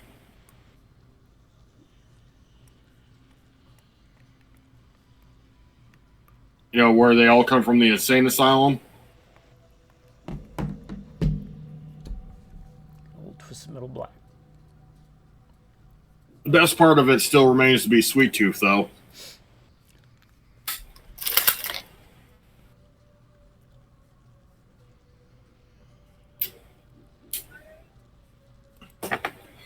There's some things that may irritate the hell out of me. Like, you remember the two friends that stole the monster truck? Uh-huh. They're in it, but they never drive in a monster truck, for one.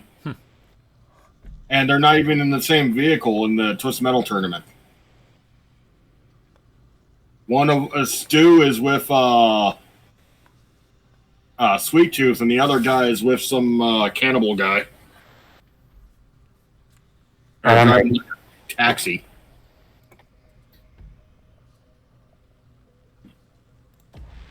They did go all in on Axel, though. He's in a lot of ways pulled straight from the game, other than the fact he can get in and out of the vehicle. Oh, he's not connected to his wheel things? He is connected, but he can disconnect himself and walk around. Oh, that's cheating. But the thing is, he was still experimented on. It's just now, just to like survive, he has to drink like gasoline and stuff. The guy literally like built car parts into him, and his body is actually the axle. He's got like these big metal things on his arms that turn the wheels.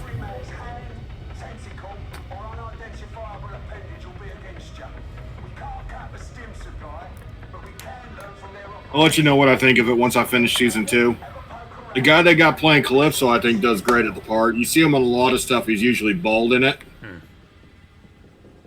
If I find something you guys might know him from.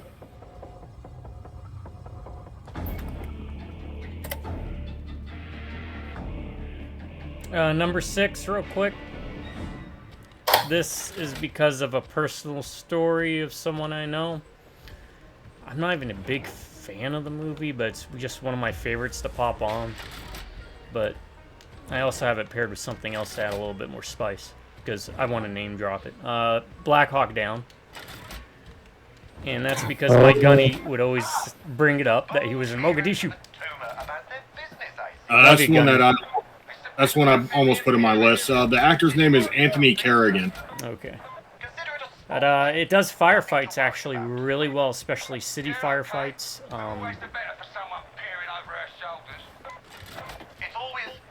Very tense. For the most part, well acted. I think the guy fell out of the helicopter, wasn't he, from Pensacola? Yes, Blackburn. He was. He doesn't live here anymore, but he was a cop in Pensacola. Yeah. But again, the main reason is really, when I first saw it, of course, I thought, oh, okay, this is kind of neat. But after my time in the Corps and Gunny, just always talking about Mogadishu. Every chance he can get, you know who you are, Gunny. I love you, Gunny. Don't ever forget that. This may sound rude, but every time the two guys that kind of got left behind, they make me think of you and Adam. You know what I'm talking about? Mm-hmm. The other movie I wanted to pair it with, because I wasn't sure if it was actually... It's titled a Western, but it's called Ride with the Devil. Which is... let me use this. Tobey Maguire, Skeet Ulrich, Jeffrey Wright, Jewel, Simon Baker, Jonathan Rhys Meyers, James Caviezel, Thomas Gyrie, and Jonathan Brandis, based on the novel Woe to Live On, follows a group of men who joined the 1st Missouri Irregulars, also known as the Bushwhackers, guerrilla units loyal to the pro-Confederacy fighting against the Jayhawkers. The Civil War does play a part. There are big battles, but it's really about the small band within the Confederacy of the Bushwhackers.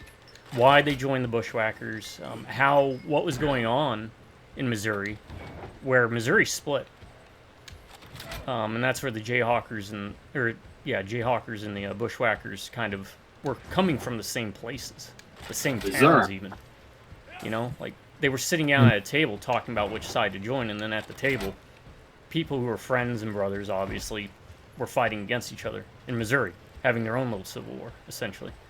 And we follow, of course, Tobey Maguire and the Bushwhackers, so it's, following the Confederacy side, and it was one of those I always see kind of goes under the radar. It was done by, let me look it up, Ang Lee, who I think we've seen some of his stuff. Yeah, the whole movie. Right? Yeah. Crouching Tiger, Hidden Dragon, the whole. I'd say it's his best movie. Out of the ones I've seen of his. I highly recommend it. It can be a slow burn, but again, there is action segments, and of course, they take liberties with, pieces just to make it more dramatic at times. But.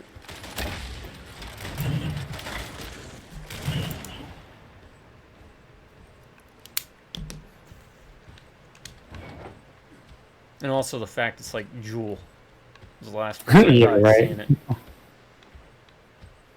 Hey. I guess I'll go ahead and do my next one. Flags of Our Father and Letters from Iwo Jima, because I think those two you have to watch them in conjecture with each other. But I absolutely love those movies done by Clint Eastwood. Mm-hmm. But I love the fact that they did the two movies told from both sides of the conflict. Essentially the two movies happen at the same time. Yeah. Yeah, yeah. I've only seen Flags of Our Father, honestly. You should watch Letters from Iwo Jima too. I definitely prefer Letters from Iwo Jima over. Yeah, both movies are excellent, but I do have to agree. I do prefer the Letters of Iwo Jima. Because we've seen the American side of those fights all the time, but you rarely get to see movies about the other side. Yeah, which is interesting because again, I had Ride with the Devil, which is Confederacy, right? Yeah, you rarely see Jima. This is the Japanese. Again, seen from those perspectives, regardless of how one personally feels about them. It's always interesting. I thought Clint Eastwood did an amazing job on those movies.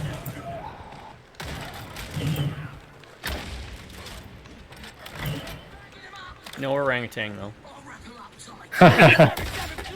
Right turn, Clyde.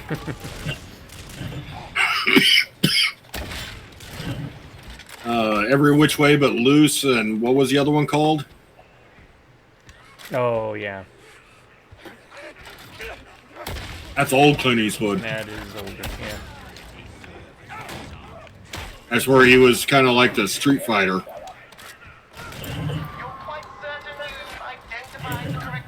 My number 6, we talked about not too recently, I think.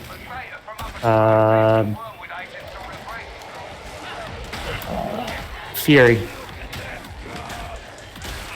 That's actually the number 1 on my list. It's my all-time favorite war movie. Then I am not going to talk too much about it. I'll let you do that since that's your number 1. As a former tanker in the military, I love the fact that not only, it's the movie that does accurately in a lot of ways portray being a tanker, but it also portrays some of the biggest fears of being a tanker, like your tank catching on fire. But it was really well done. It's based off of, it's very loosely based off of a real person. There was actually a guy in World War II called War Daddy, but he doesn't die in the war, and the true story about him is actually a lot cooler than the movie. But the cast was amazing. Even characters that actors you may not care for did an amazing job, like Shia LaBeouf. Yeah, Shia LaBeouf. Yeah. And you got that guy who plays a Punisher. I can't remember. Bernthal, I think his name is. John Bernthal. And what's the Hispanic guy's name? Oh, yeah. Ant-Man guy, right? Yeah. He plays Luis and Ant-Man. But they all did just excellent jobs in the movie. And fun fact, in that movie, they actually let them use one of the last surviving Tiger T2s. Oh, wow. That's neat. It's they borrowed it from the museum, but it's pretty much the only left running Tiger 2s in the world. But a lot of that was accurate, like how the shells were bouncing off the armor and everything. And that was interesting to see in a movie. Thanks for Normally when you see tanks in the movie, they're just kind of there, then gone. But to have the entire movie revolving around the tank was interesting to see.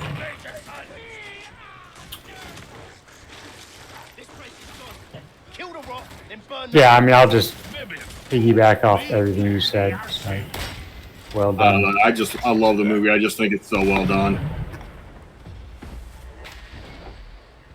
You're a tanker. You ever seen that Tank movie with James Garner? James Garner? Is it called Tank? Oh yeah, that's where his son gets wrongfully arrested. Yeah, and he takes the old M4 and. Is that right? It's called Tank, isn't it, or something? Yeah, it's called Tank. It's his own personal tank.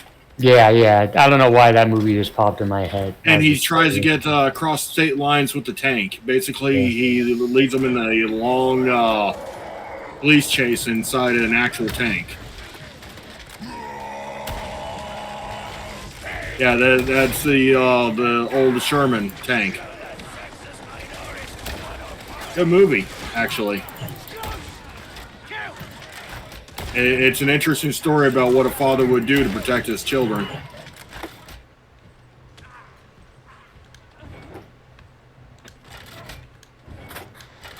Anyway, sorry to hijack the list. That was just a random thought that ran in my head. We were talking about tanks. No, I was just thinking about a tank with a dog brain, bringing me to Tank Girl. If you actually get a chance to watch Tank, Ryan, it's a pretty good movie. Yeah, I've seen it. It's one of my mom's favorites. I just remember, did they drag the tank in the mud at the end because it ran out of something or broke down? It broke down. They messed up the track on it, I believe. Yeah. But yeah, they drug it across the state line. Yeah, I think it was state line. It was either state or county. It's been a while since I've sat and watched it. No, good movie. Yeah, every once in a while I'll bring up a good movie. Oh, you brought up Fury. That's a good one. Am I doing that thing again? Yes, I am. I'm sorry. There's a med station. Well, no one needs one. Never mind. I was in the chapel. I know a lot of people love Inglourious Basterds with Brad Pitt, but I think Fury is far better movie with him in it. Stay tuned.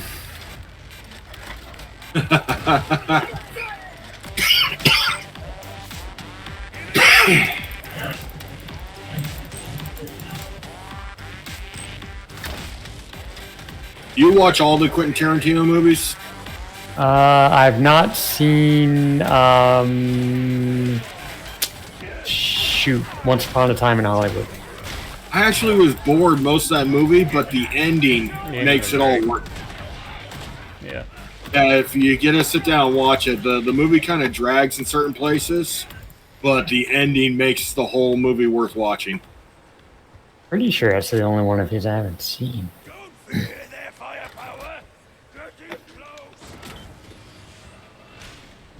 It's an interesting depiction of the Charlie Manson group, the Manson family. Yeah. And it's like Inglourious Basterds. It takes place in an alternate universe where things happen differently. Yeah. But Leonardo DiCaprio and Brad Pitt did excellent jobs in that movie. Margot Robbie's in it, right? Yeah, she plays Sharon Tate, I think. Yeah, she plays Sharon Tate, who was killed by the Manson family. I did a not high school. I did a middle school project on Charles Manson. He was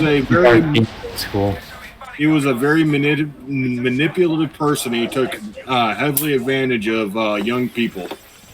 Gonna carve an X in your head. Rob Zombie. Oh, White Zombie. Astro Creep, I think. Yeah. Album, not song. Sharon Tate. She was married to that one director, the one that got the one that fled the U.S. after being charged with Roman Polanski. Yeah, Polanski. She was married to him. Yeah.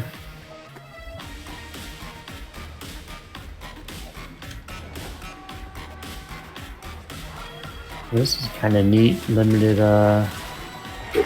visibility on these guys. Yeah, she was also pregnant at the time or whatever. And wasn't his whole theory based off of a Beatles song? Helter Skelter, I think. Yeah. The only song Something. of theirs I like. Live and Let Die is pretty good. Also, the first character that dies in No More Heroes. First assassin. And his brother comes back later. Skelter Helter.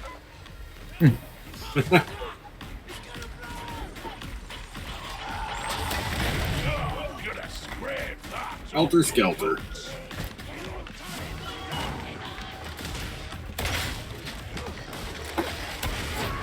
Well, I'm going to go ahead and skip my next one since it was already given, so.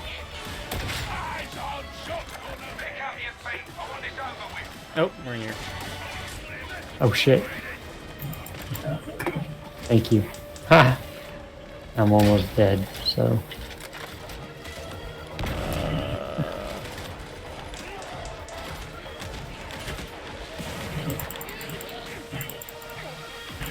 How do let's administer. Quit moving. Oh, sorry. Oh, move. Thank you. There's fire. What are you doing standing around?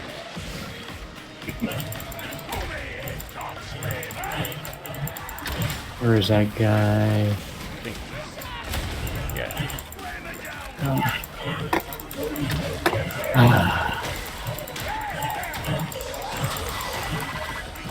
Oh. The shield does nothing. The goggles, they do nothing.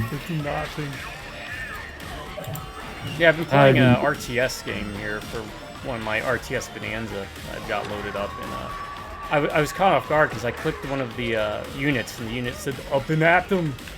I was like, why? And then I looked at when the game released. I was like, oh, that makes a little bit more sense. One of the red alerts. No, Battle Realms.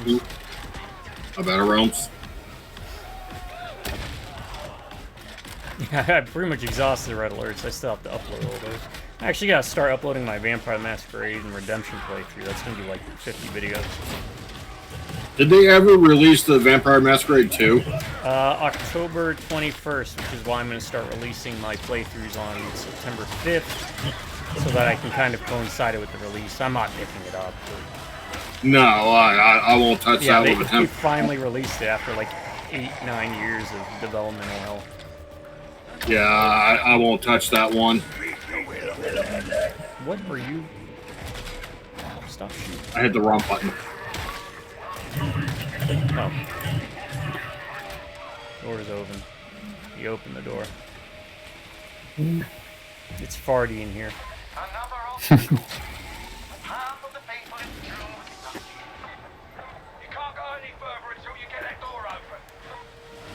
Oh, you remember that game I was telling you about that they announced the sequel to it, but they never released it? The one where you play as the bug, that's the Souls-like side-scroller, kind of like Metroidvania style. Okay. They're finally releasing the Silk Song, the next part. Oh, okay. That, yeah. Oh, you mean the greatest game ever made? What, Silk Song? I don't know. I just know everyone was going nuts over it. Oh, they announced it like 7-8 years ago. It's been it's like the longest standing game on my wish list. I've had it on my wish list since I played the original game. I'm like, God, I wonder when this will ever actually come out. There we go. Well, I hope people enjoy it. Well, it's been so long since I played the original now. Well,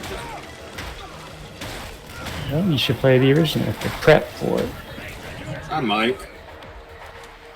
There's a med station over there, by the way. Oh, good call. Thank you.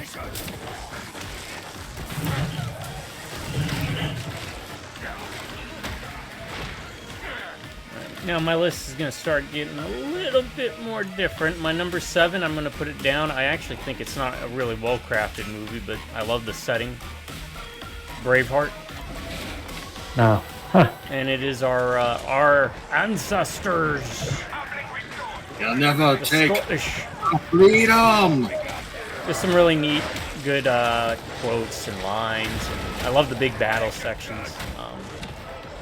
My favorite part from the movie is the story, where he demonstrates a strength versus tactics. Yes, that is a great part.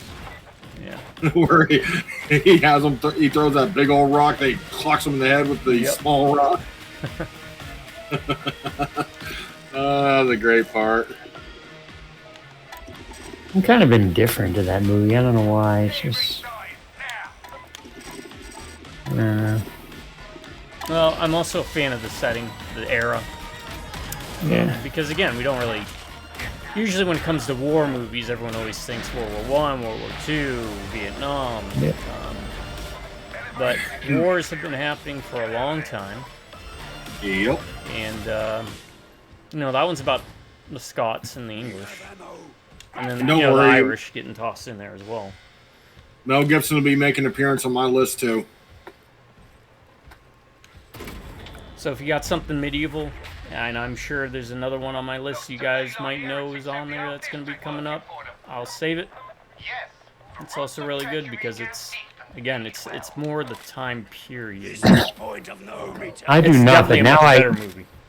now you got me thinking I'm missing something. Okay. Probably. So I'm there's kind a of curious. there's a couple of older time periods I thought about putting on my list like that, but I there was a lot I wanted to put on my list, but I had to narrow it down to ones I like going with ones I'll rewatch over and over again. Let me get my number 7 out of the way. It's one I've mentioned, and I know I've mentioned it in another list, so I'll just knock it out. Uncommon Valor. Okay. That's a good one. Gene Hackman, Patrick Swayze, Robert Stack was in it, actually. Some other people. Good movie. That's a movie I have fond memories of growing up. We watched it in Germany. I remember that. For the next one on my list, I'm going to stick with Ryan's Mel Gibson. I'm going to go with We Were Soldiers. When you said that, that's the one that popped in my head, actually. Oh, don't worry. There's another Mel Gibson on my list as well, but... Where you at, Heath? Hold on. Oh. Mister, your baby food. I love We Were Soldiers. I think it was just a really well done movie. Yeah, it's a pretty good movie. You know what's kind of funny? My favorite part in that movie, I hate to say favorite because it's kind of a little not gut wrenching, but it's you don't think about it until it happened. Was when that guy goes up to Madeline Stowe because he's not sure of the address. Oh yeah, Mad at him, and he's like, this isn't exactly fun for me either. Yeah, when she thinks she's coming to her house with the death certificate. Yeah. Oh, I can understand where she's coming from on that one. Could you imagine what that would do to you? No, yeah, absolutely, but and then think of it like that guy whose job it is to go to these places, Oh, calling back to the Fighting Sullivans, that guy had to deliver 5 to the same house. Yeah. At the same time, because it was the same damn shit. Oh yeah. To clarify, in the real life story, they didn't all die when the ship went down. One of them lived a little bit but died after. Another one committed suicide by letting himself drown in the ocean once he found out his other brothers were dead. Wasn't that the ship that also a whole bunch of people were floating in the water for a while and several of them died from shark attack? That's the Indianapolis. That was, what's his name? Quint from Jaws, when they delivered the bomb. Yeah, but don't worry, Mel Gibson will make another appearance on my list, just so you guys know. I mean, I'm not worried about Mel Gibson.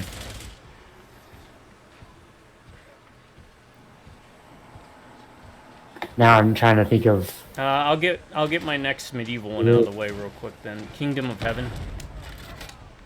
Orlando Bloom. Stacked cast about something, the Crusades, that you don't see too many movies about.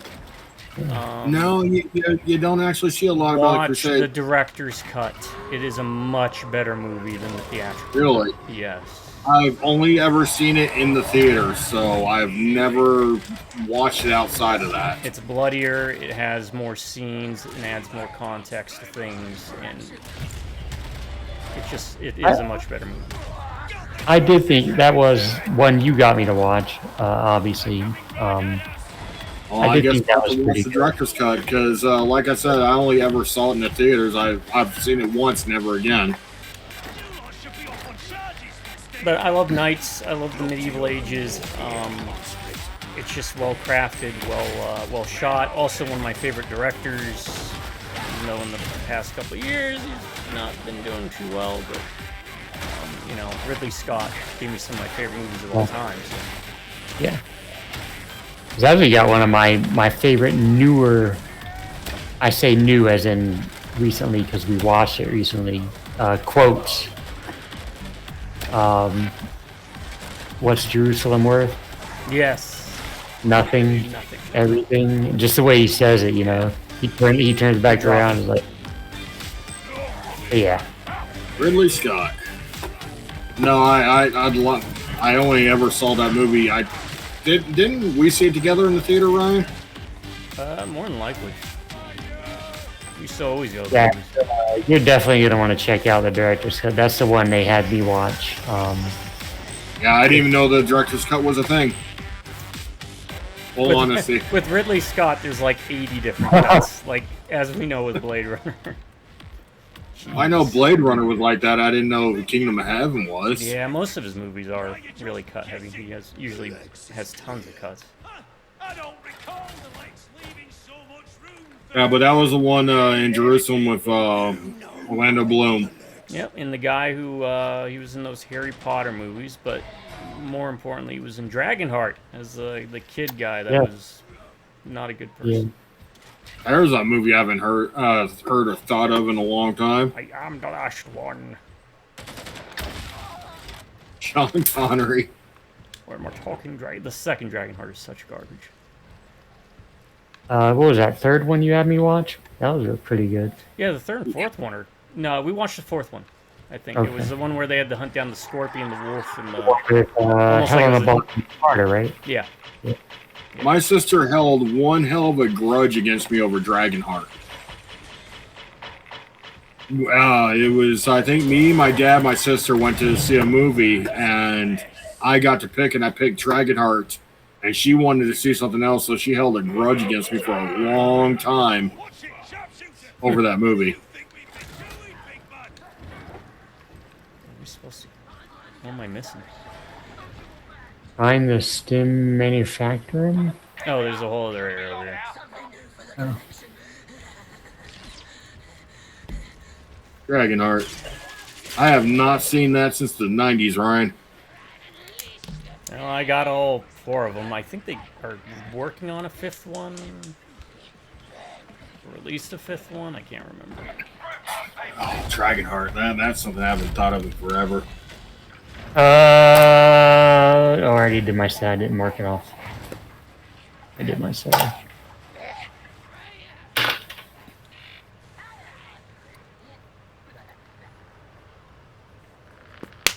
My number 8. Thin Red Line. Okay. That's a good one. Another one with a stat cast. Interesting story. War movies are always good with stacking a cast. Yeah, It's usually a good way to get a bunch of people in there. I guess I'll go ahead and do my next one. Hacksaw Ridge. Okay. A newer one that I really enjoyed. I thought Andrew Garfield knocked it out of the park. Yeah, definitely. And it's an interesting take on it. You know, it shows, the side from a conscious objector. And I was about to say, that's the pacifist one, right? Or yeah. something. Not just Garfield, but Vince Vaughn also did pretty good. Yeah, Vince Vaughn was great in it. And a couple of the other supporting cast, like the guy that was kind of the bully. Yeah. I thought he did great. Oh, great, we gotta do this. Yes, it becomes increasingly apparent that the Nubians may be a symptom,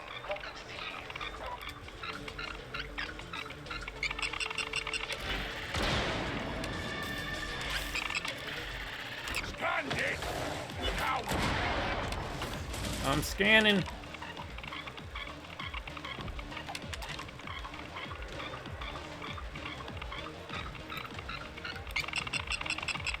That one drawer? Alright.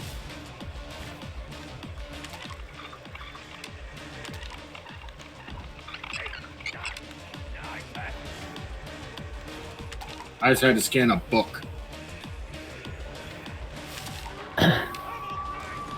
I thought Vince Vaughn was great in it, and the guy that played the lieutenant, I can't remember his name. Yeah. But I thought it was a really well done movie.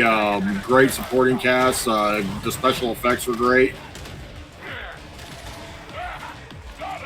Oh, and you can't forget mentioning Hugo Weaving in that movie, played his dad. Yep. Yeah, when he shows up in uniform. Yeah, the old uniform. They're trying to block him. He's like, bitch. No. I would have. Been like...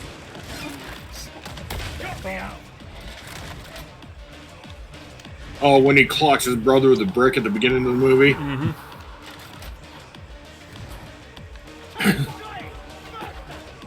No, Hugo Weaving was outstanding in that movie.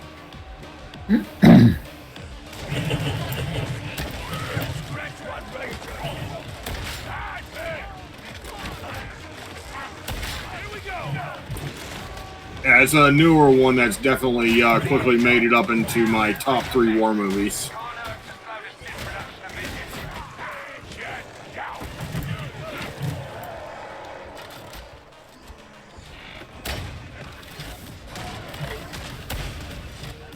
Oh, can we only melee these?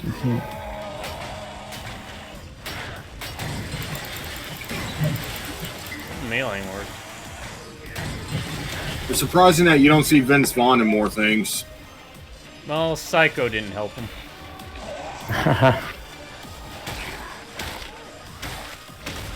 He cracked me up in Old School. Oh, yeah.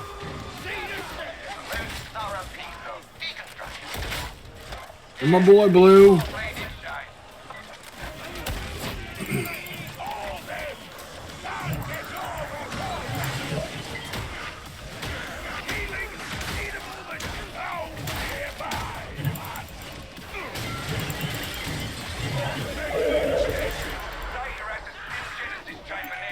Oh, Vince Vaughn.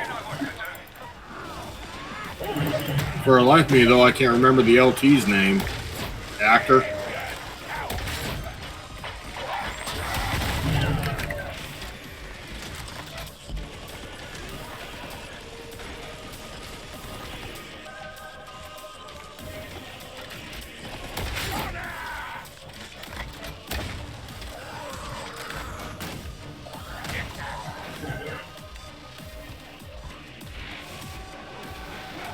Oh, that's another one that's based off of a true story, Medal of Honor recipient.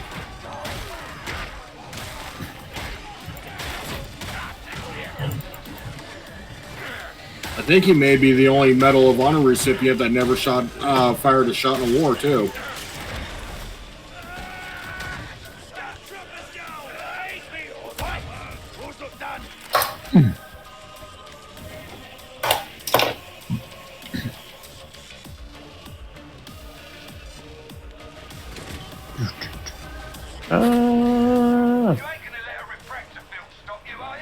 I'll do this one. So you can. Oh. Oh, never mind. What do we do?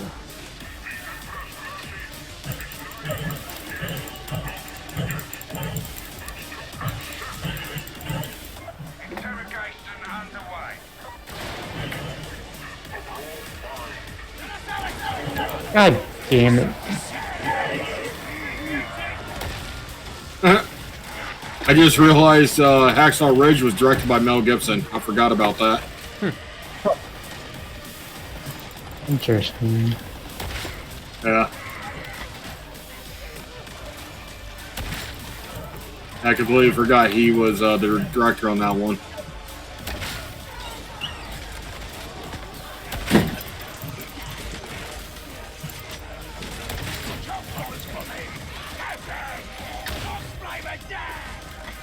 He's done some pretty good war movies.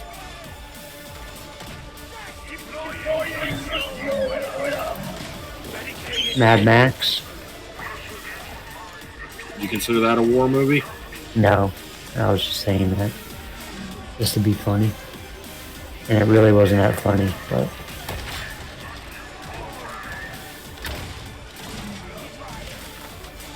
Mad Max.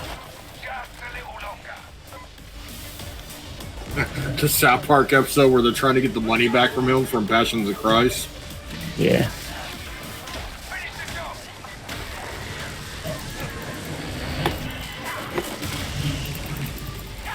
Finish the job.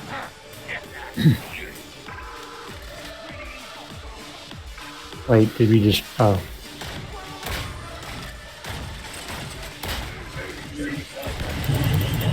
Ah, it burns. Fire. Bad.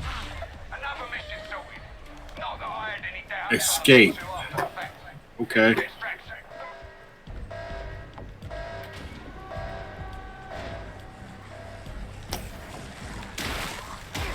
One of my least favorite Metallica songs. Oh, Gibson. That too.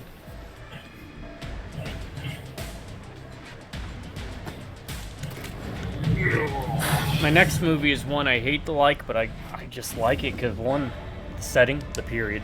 Two, there is some cool moments.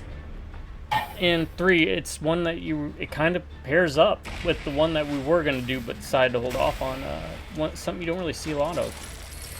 300, even though it's based on the graphic novel, that's based on the historical event. I'm a big fan, of course, of Greek and Roman mythology and stuff, and the ancient histories of those worlds at the time. So 300 gave us probably the closest look that we could ever get. I'm sure there are other movies, but you're not going to really see too many. I like some aspects of 300. I like some of the visuals on it.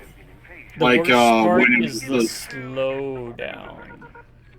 I like it when they're going over like when it was storming really bad. It's one of those True movies story. though that gets you really pumped up because it's like, again, it's overwhelming force getting beat by a much smaller force. Yeah. Gerard Butler. It's an interesting movie. The real story behind it, or what we know of the real story, is pretty interesting, especially the naval side of it. Yep. How they won heavily on the naval side, and also Mother Nature played a big part in their success.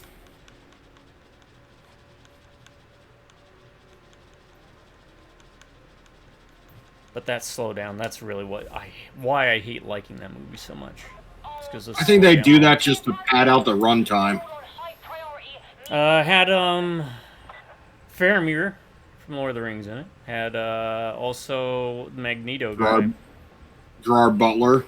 Gerard Butler. It had the Magneto guy, Magneto. Fassbender. Fassbender, yeah. So it Fassbender had a lot of people in it. But stylistically, it's really stylish. Yeah, Greeks fighting. It's as close to Clash of the Titans, but in the real world as I can get. I got to see an early showing of that movie when I was out at El Paso. They did an early showing for the soldiers, but to go to it, we had to sign a what do they call it? NDA. Yeah, an NDA, and we couldn't take any cell phones or anything in there. But that was pretty cool getting to see that early for free. That was close to when I was getting out when I was in the rear guard. Meting out.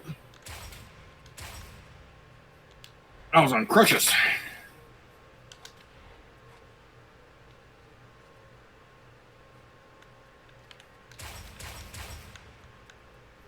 The best time you'll have watching that one, though, is the first time you watch it.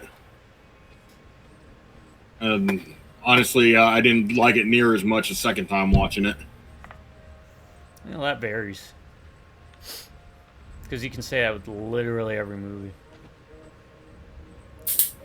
Well, there's some movies I liked better the second time watching them. That's why I said it varies, because there's movies you can watch dozens of times, but if I watch once, I'll be bored out of my mind. There's movies I watch dozens of times that you'd be bored out of your mind. Like Just K-pop watching Demon once. Hunter? Yeah, I would not. I have no interest. I can understand why it's so popular. I can say that at least. From a movie aspect, it's not bad.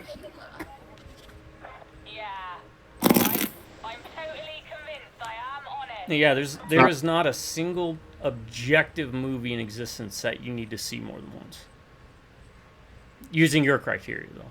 Where if you've seen it once, you know the story, you know how it plays out, following that methodology, there's really no reason. outside of just personal preference at that point.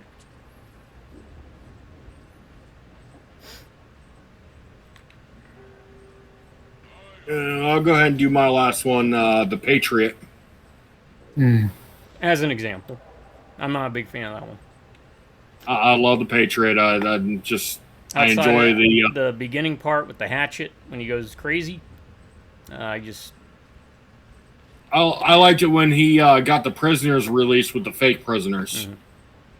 And he still got the dogs back and everything, and they were still in his uniforms and shit. From Cornwallis, I think his name was. But I enjoyed it. I love the setting, the Revolutionary War setting. Especially the earlier parts of it where you have him and other people who are like, I don't want to fight this war. You know, this isn't a war fought in a foreign land. This is a war fought in your doorstep. I thought it was a fun movie. But once again, Mel Gibson.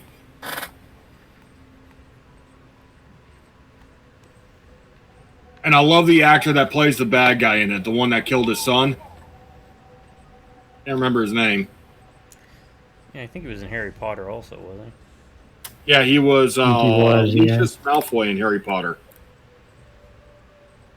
he? I'll take your word. Only reason I know that. Reason I know that is Emily. He loves those movies. I do not.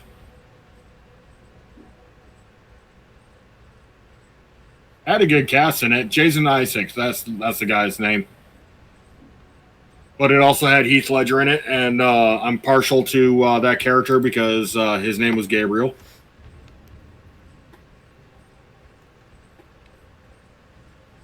It's always fun watching a movie with your name in it. What is your instruction? Which probably happens a lot more for you, Ryan, than it does me. I mean, You'd be surprised. The only one off the top of my head, and as we watched it recently, was one called Game Night. oh, I like that movie. That's a good. Because one Movie. of the characters was named Ryan, who was like a doofus. Isn't that the one where it's the couple and they get caught up in like a kidnapping or something like that? Yeah. Yeah, it's like Yeah, Jesse Plemons is in it. Jason Bateman. Jason Bateman, yeah. Yeah. You don't see the name Heath in very many movies, though. No, I'm trying to. At least on one, that, right? Because that's who you were named after. Well, it was a TV show, TV show. that I've never seen, but What show? Big Valley. Yep. I don't know that one.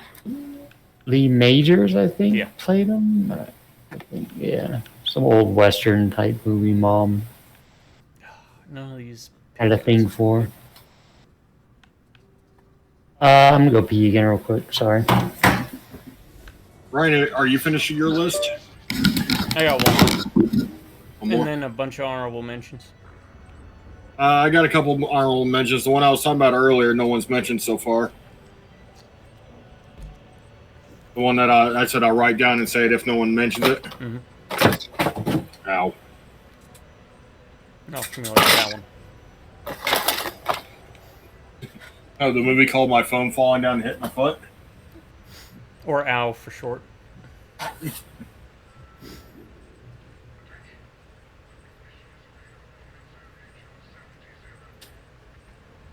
Ever tell you about Slayer's just blind hatred for the show Alf?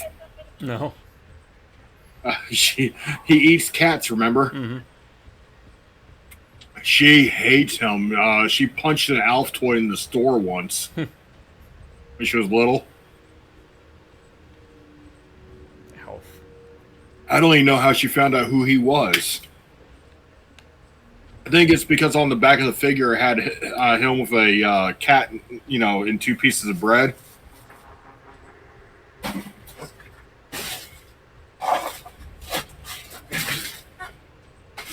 Yeah, she hates Alf. So the guy that did Alf, the puppeteer actor guy, he was off his bloody rocker.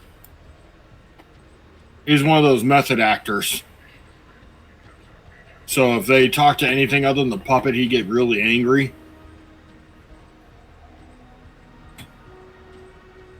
I guess everybody on set was drugged out of their mind. I mean, it makes sense. Especially back then.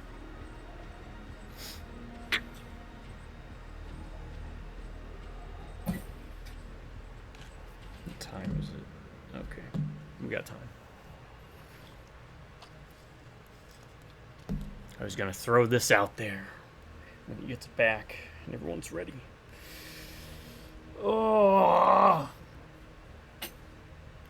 There aren't any good TV shows anymore, really. no, God, no. I went back and I just started buying TV series I never watched from like even the early 2000s and stuff to pad out my corner. I've got the movie stuff getting set up. I'm gonna be doing some boards and setting it up like a movie store. But like, I am struggling through this Battlestar Galactica 2000 version. Never watched it, never had an urge.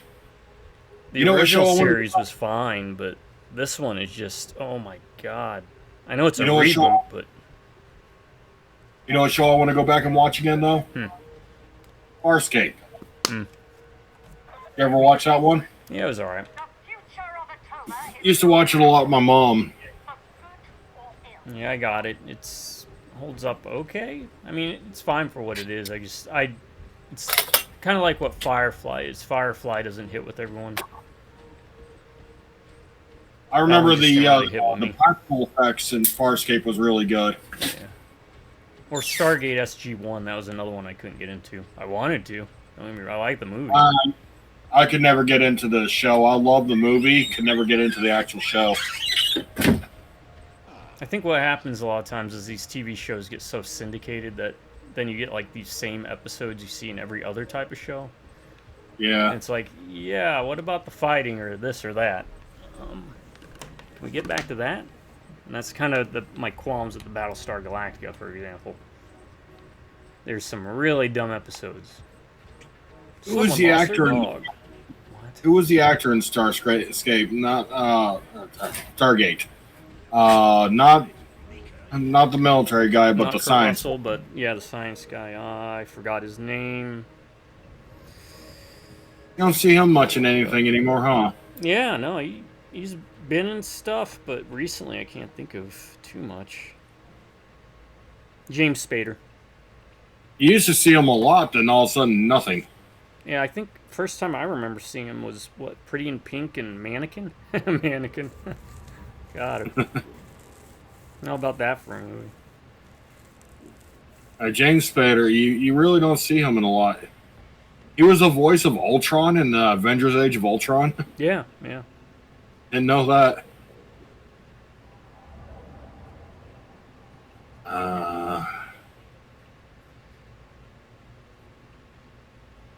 Oh, Supernova. I'm looking at the list. I watched that one recently, yeah, and that was alright. I liked him in Stargate. Yeah, what happened to him? Yeah, he used to be in a lot of stuff and just suddenly nothing.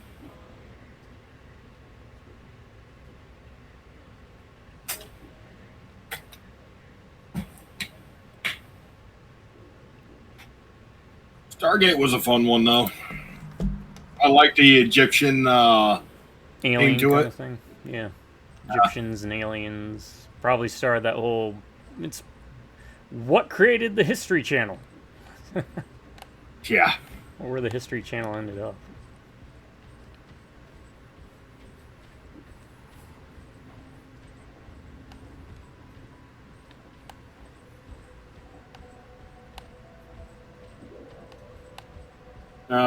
That was one I saw that in theaters as well, Stargate.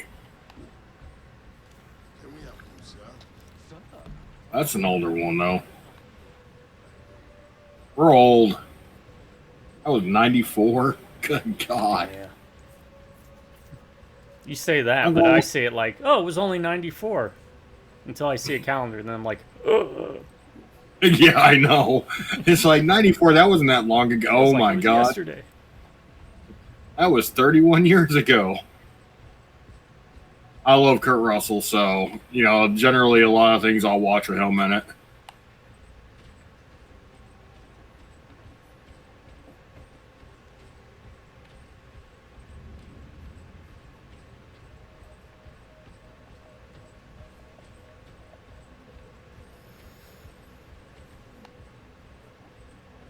Oh yeah, he was in Once Upon a Time in Hollywood. He didn't have a big part, but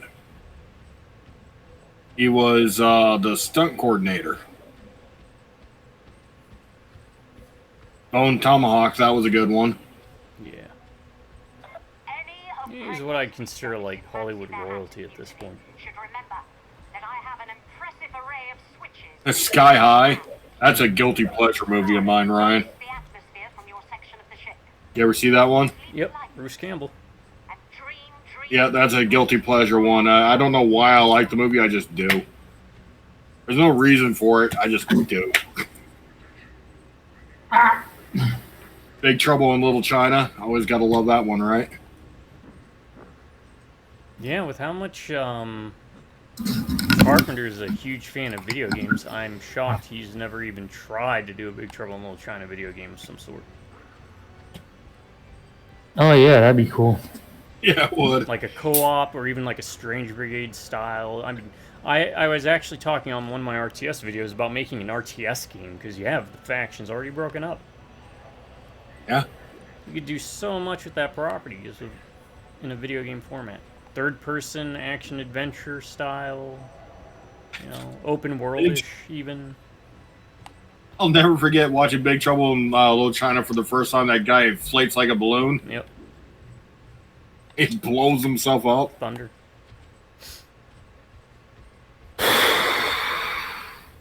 I'll knock my number 10 out real quick. One you've heard me cite many times before. It's very clearly a war movie, and it doesn't even try and hide it. And everyone knows what war it is, but Wizards.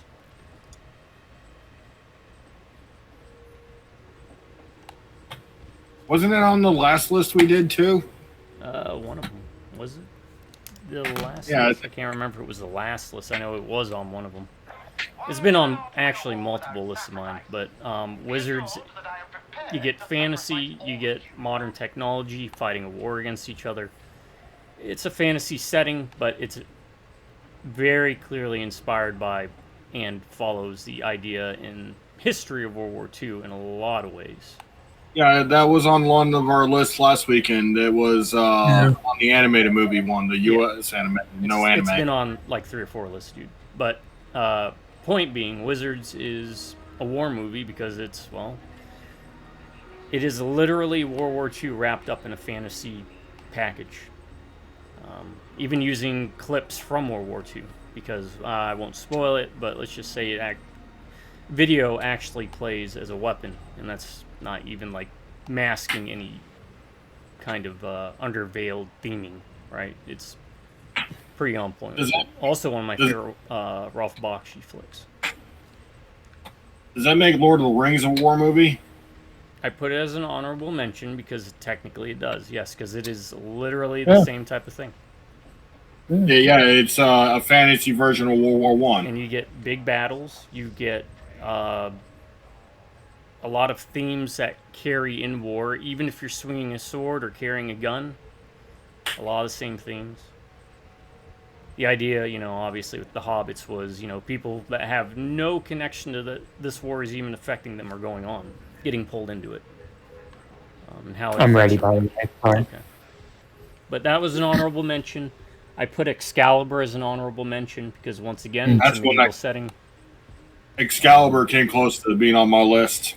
And it is a war movie because there's multiple times of clashes. It's not just the quest for the Holy Grail. It is about King Arthur's life.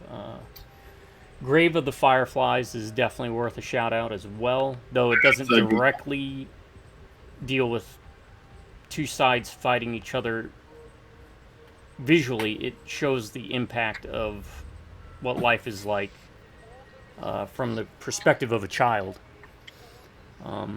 during World War II Japan. And, you know what one real almost... quick, let me knock it out. Enemy Mine. I had to throw some Lou Gossett in there. Some of my honorable mentions that came real close to being on the list was like Godzilla -1. That's most definitely a war movie. A good chunk of it takes place during World War II. Like the fire bombings of Tokyo.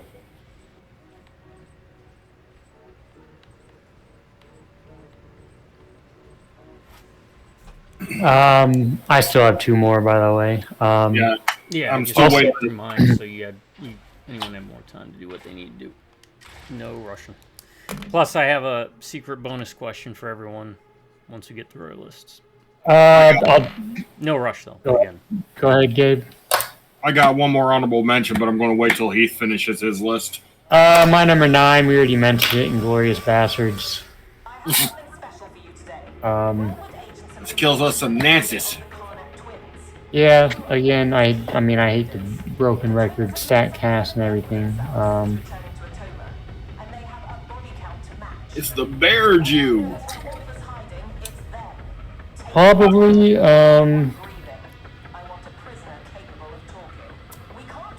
my favorite Tarantino villain. I love the actor that they got in it. The guy they called the Jew Hunter. Yeah, what's his name? Eli Roth. I love him as an actor. He's so great in Inglourious Bastards. And he was great in Django Unchained. Anyway, great movie. Yeah, I like it. It came close to being on my list as well. Had that great bar scene. Mm-hmm. Oh, yeah, with the 3 fingers. Michael What Fassbender. we have here is a Mexican standoff. Christoph Waltz. Christoph Waltz is Colonel Landa, yes. No, I love the movie. I thought it was fun. You know, the alternate history of World War II.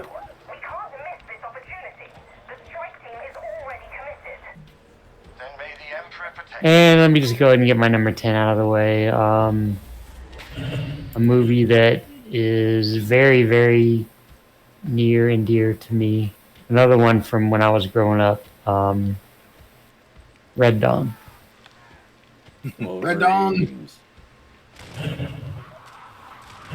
The Patrick remake was Swayze, Charlie Sheen, C. Thomas Howell, Jennifer Grey, Leah Thompson. the remake was god awful. Yes, the remake was god awful.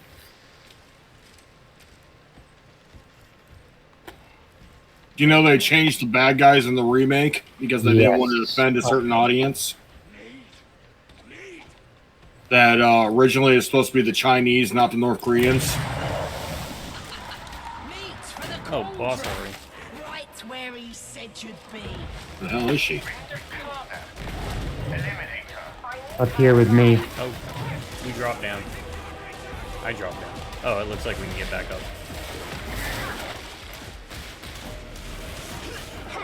I'm trying to get. I mean, I'm taking the chunk off her pretty fast.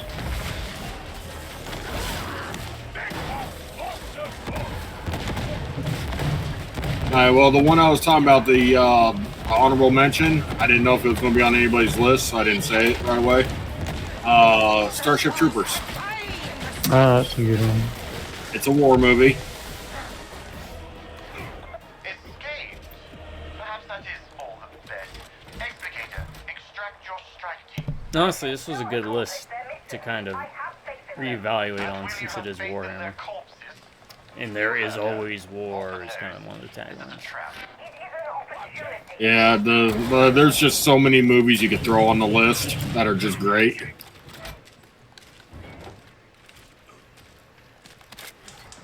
I mean, we could even make a second list out of it, you know, war shows instead of movie. There's a lot of good ones out there.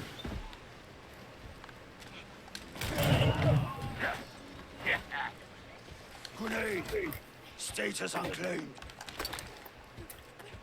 I purposely omitted anything that was horror related. Don't But, watch. Well, that's a pretty decent one. Overlord might have made my list. I do. Overlord, that was one where they were doing like the experiments or something like that. Yeah. Mm-hmm. I remember that the black actor was in it. Yeah. That was a good one. I was talking to Ryan about one earlier that I want to watch. I haven't gotten around to it yet, but Dog Soldiers. Oh, that's a great movie. Probably, well, no. I don't know why. I've heard a lot about it with the Yeah, it's really practical good. effects. Just never seem to get around to watching it.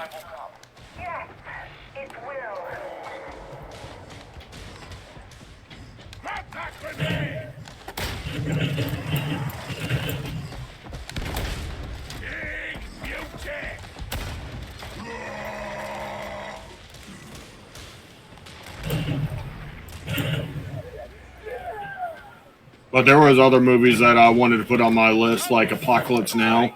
The rest of us need some bragging up as well, you know. Biggest gets biggest. Oh yeah, Apocalypse Now. Harrison Ford. Get off of my battlefield.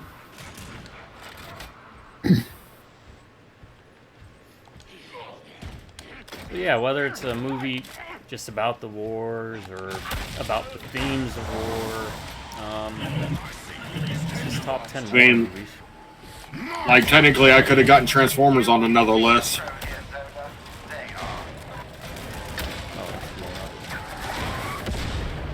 It's technically a war movie, right? Yeah. What is going on?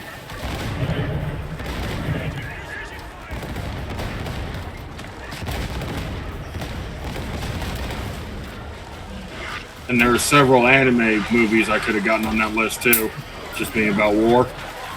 Especially like Gundam movies and shows. No green game. But I didn't want to put any anime on my list.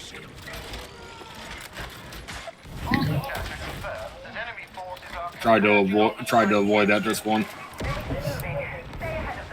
You're not listening, Zola. I applaud initiative, of course, but the warband cannot afford willfulness.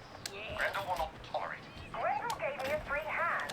You know how we have labored to undermine... I still do stand by my statement of the worst war movie ever. Yes, even this strike team. But if they die here and now in a trap you've blundered into, Walter will crow about it from the rooftops. It's hard to top how bad Pearl Harbor was.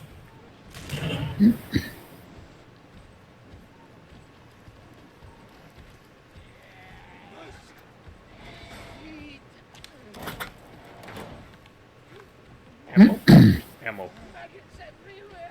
Zug zug. That's stupid. I'll take that. Just in case.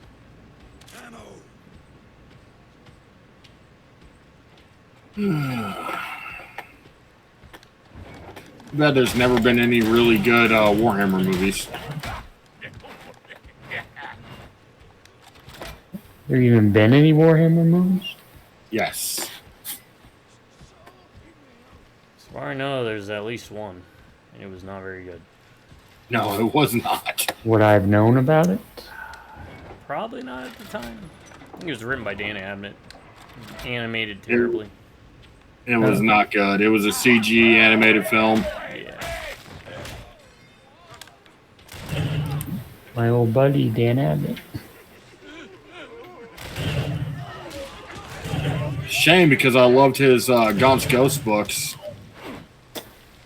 Yeah, his Guardians of the Galaxy is my favorite run. I had a Gaunt's Ghost book that he was supposed to be doing pre-order for like 3 years until they just canceled my pre-order. And by that time, I just didn't care anymore. You know what I mean?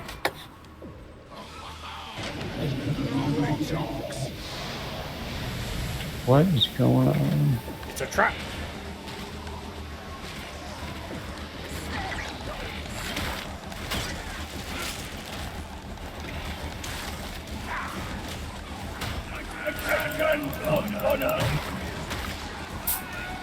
Well, I'm glad my special is a charge. Real helpful. Go ahead, charge on in, Ryan. Yeah. You got this.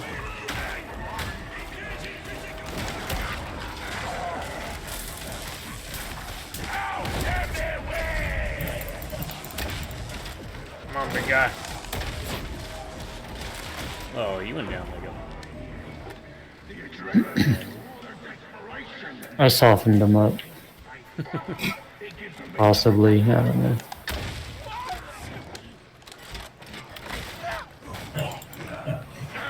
Oh.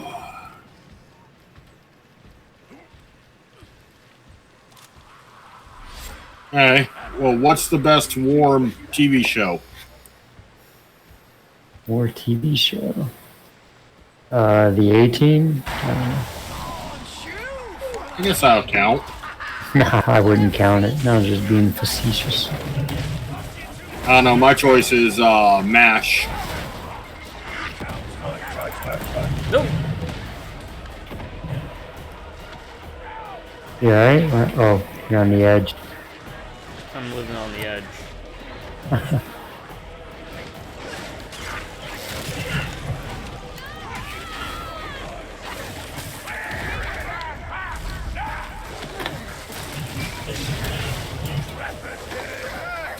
Will you stop it, crazy lady?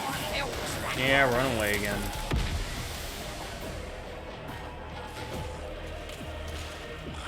Tired of these parlor tricks. Oh, Band of Brothers was also really good. Extract your team. It must be now. I have Oh yeah, that was a thing. I have to know. No. What? I Very well. Explicator Zola, I relieve you of your responsibilities for this mission.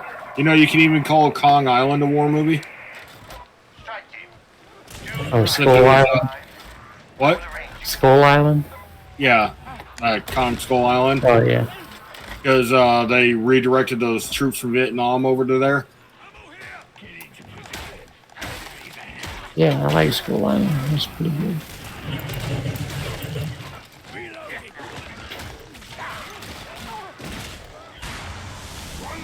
They made him go through one hell of a growth spurt to be able to fight Godzilla, though. Wait, there's two of them? Oh, maybe there are always two of them. Look at the names. Yeah, like brother and sister or something. Yeah. Brenda, Rodan. Rodan!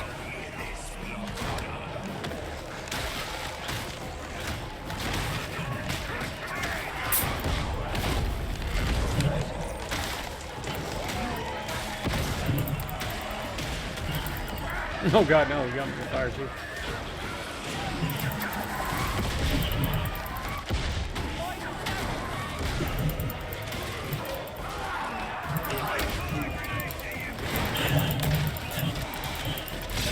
Nice plasma pistol you got there. Shame I can't get one.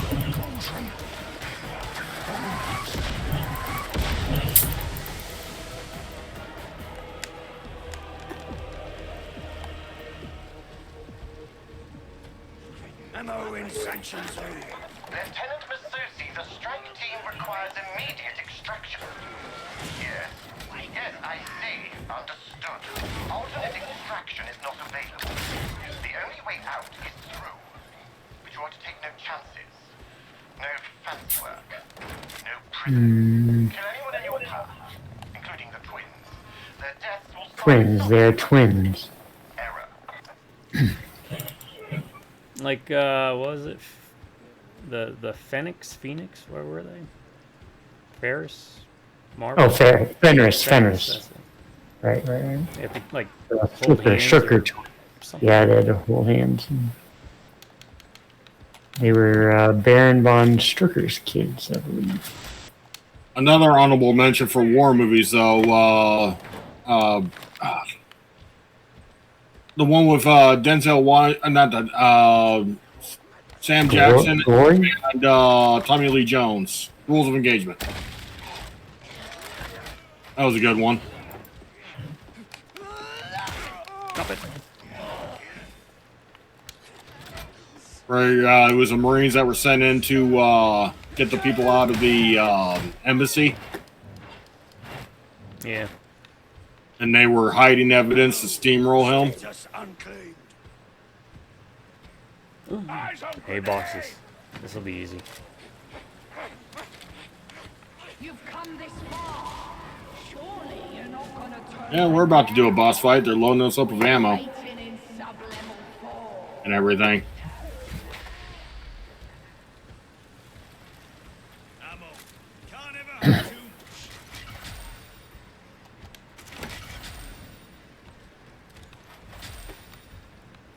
Meds, about Healing station.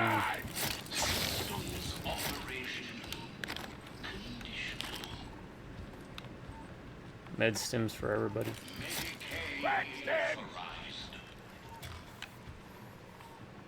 Rules of Engagement. And also you have like what was it? That U571? Oh yeah. Das Boot. Beer fest. Then you also got movies like Tora, Tora, Tora. You never changed, sister.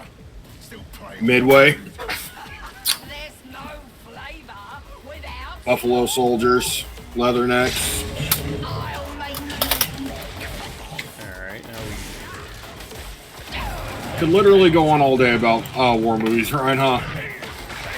Oh, I see. We have to go after one. Oh, they both got shields. Yeah. It is a pretty big genre. Glory with Denzel Washington.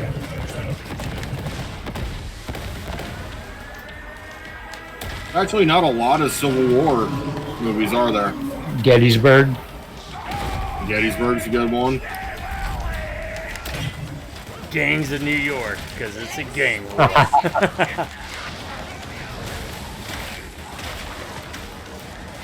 RoboCop. It's a war on crime, Ryan. War of the Road. Should get a movie.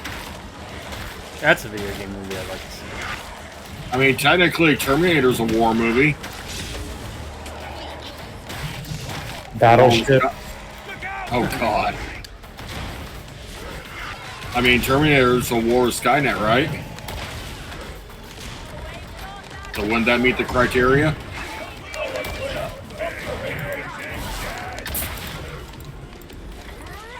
I'm down. Try to get to you. This lady is riding me. Well, not anymore. Oh, I got hit by those double axe guys.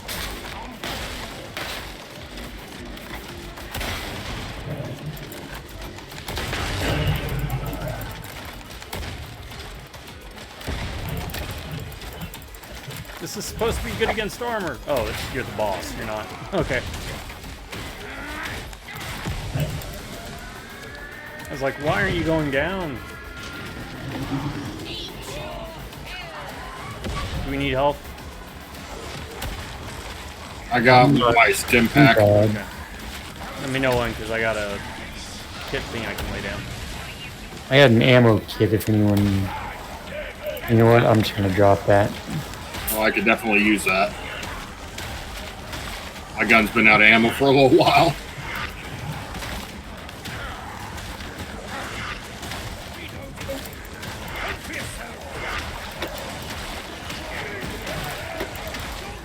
Oh,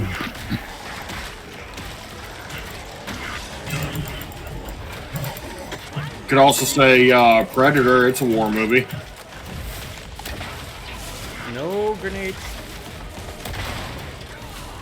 The second Rambo is a war movie. I wouldn't consider the first one a war movie. That's more war adjacent, right?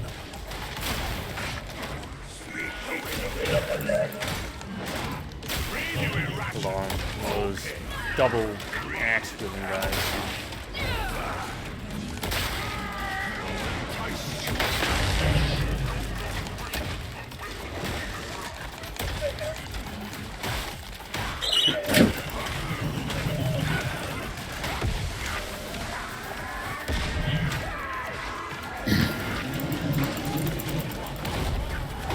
Oh, the toxic gas. Alright, lay it down.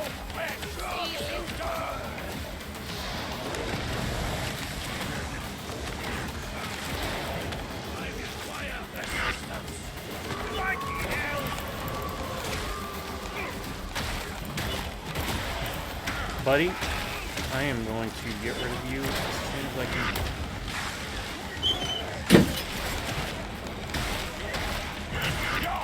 Sight. You are annoying.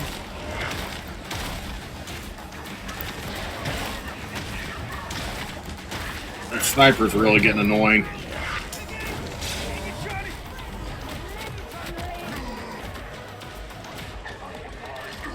yeah.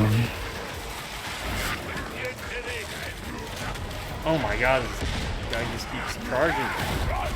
Ash. I'm trying to get to you, but Yeah. They won't be able to. They keep putting the bombs on top of me. That's fine, they can't interrupt me when I... Where is he? That's a perk! Get me in the Ogre. Ooh, shit, this guy's... People are relentless. Oh. Oh god, no. My dog. Yes, sweetie.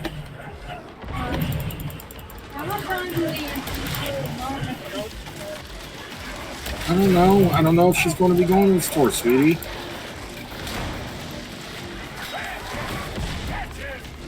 You'll live. Ah, I hate these double axe guys.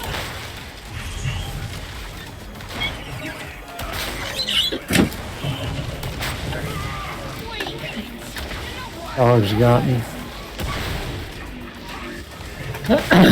I'm out. Yeah, I'm going down. Yeah, you got a big dog on you. I've got both of those. This is, It's the big axe guys that are wrecking us.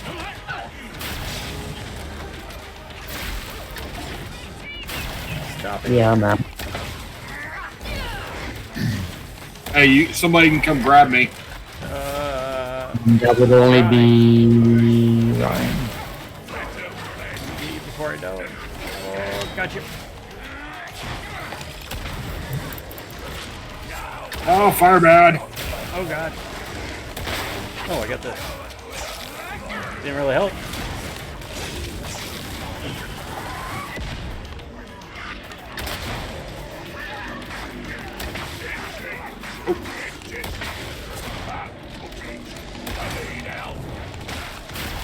And you?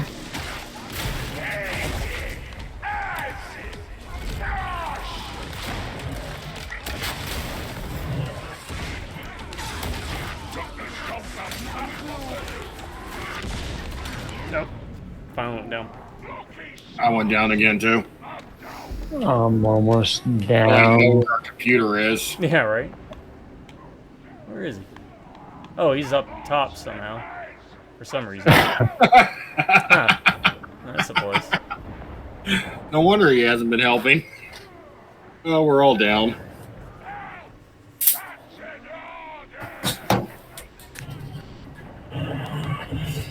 Well, this certainly took a turn for the...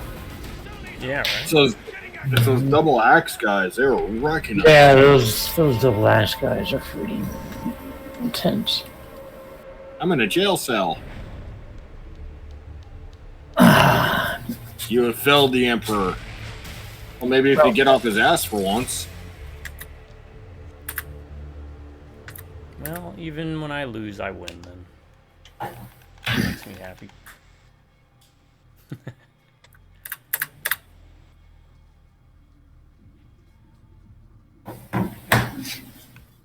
The Emperor is the laziest person in the Imperium, Ryan. For the Emperor. All he does is just sit there.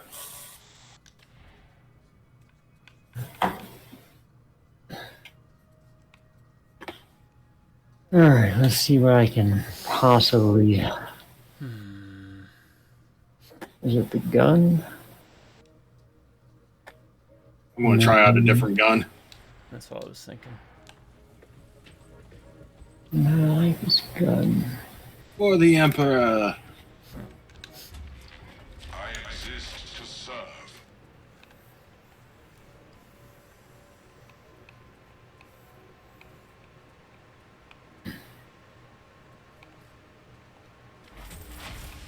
Do you require an additional purchase?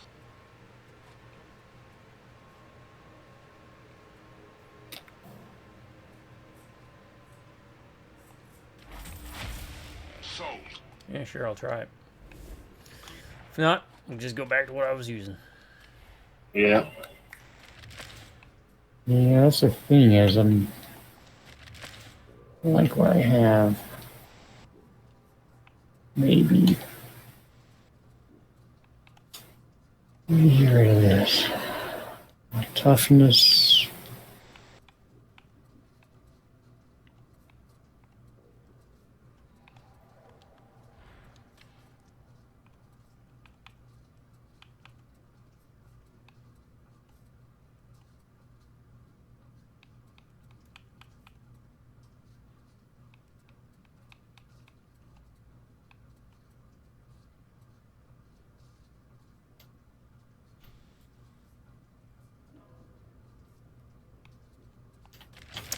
doesn't work, go back.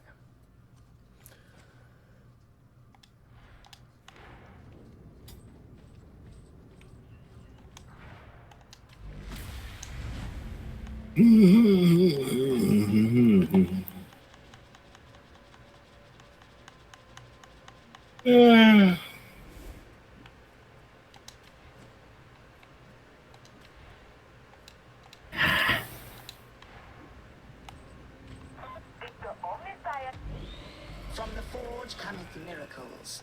From miracles What cometh is- deliverance. +1 wounds. You know what wounds does? +1 wounds? Yeah, I have no idea. Yeah, I'm not too worried about it then. Alright, I'm ready. Would I consider Count of Monte Cristo a war movie since it takes place during the Napoleonic War and the Battle of Waterloo? I mean, you guys seem to be counting everything as a war movie, to be honest, so...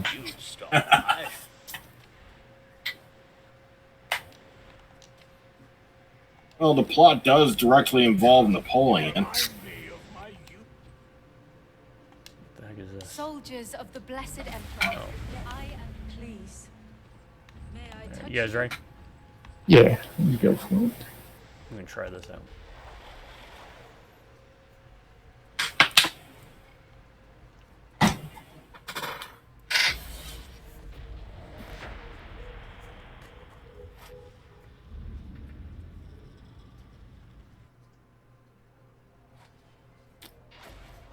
To be fair, all my movies did have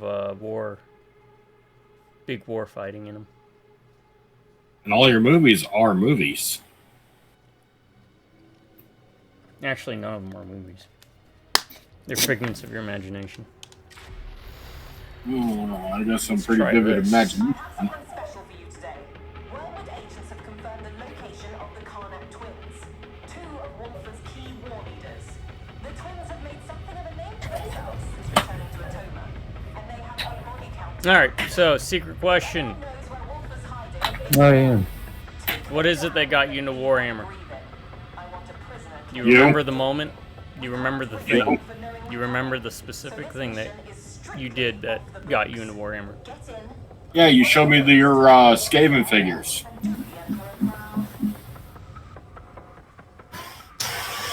I actually think the first Warhammer media I ever got into was reading Red Tide, wasn't it? Book-wise, but we'd played at least Chaos Bane before that.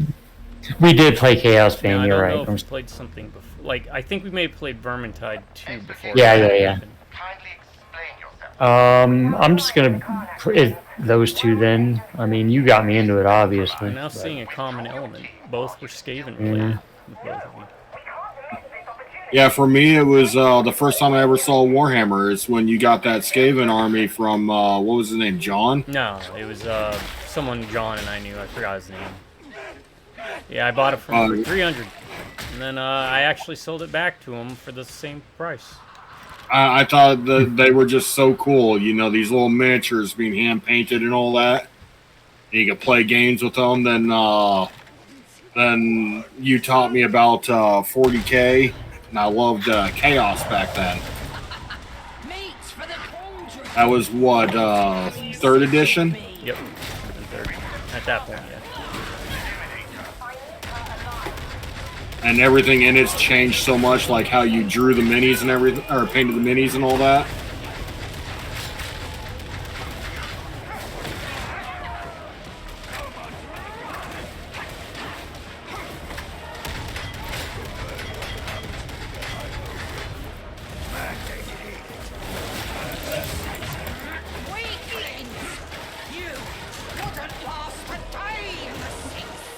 Oh. There we go. We yeah. got a Warhammer related Perhaps that is all. discussion pop up. Explicator, extract Remember how we used to come up with our own scenarios and stuff with the figures and not actually playing the game? and will you have faith in their corpses? Okay, I remember the way, Wolfer knows more or less. this is a trap. And, you know, I found my favorite Warhammer unit, Aka Claw.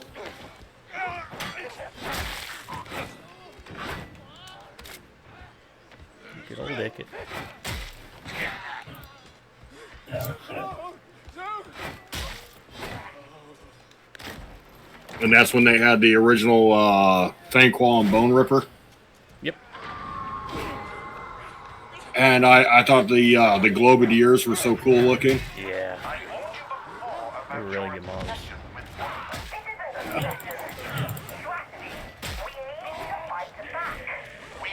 And that's when they were still pewter. Yeah.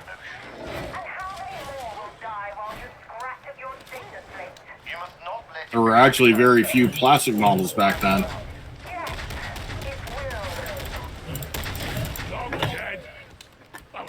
Eventually they tried going to the resin and all that, then they did the plastic.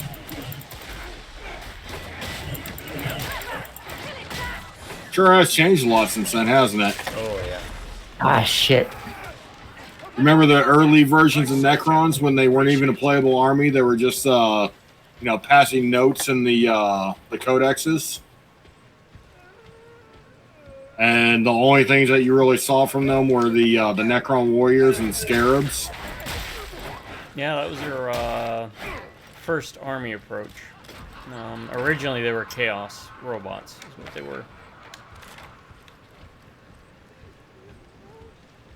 They were still called Necrons, if I remember, but their basic gist was they were chaos robots. Shit. And that was before they had the Primarchs and everything. As models, yeah. Long before. And they were still called the Dark Eldar and Imperial Guard.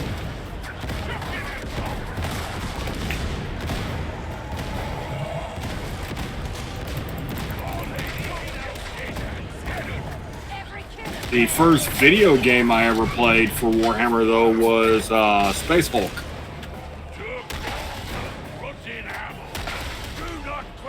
Remember that one? Yep, I got it. Still got it.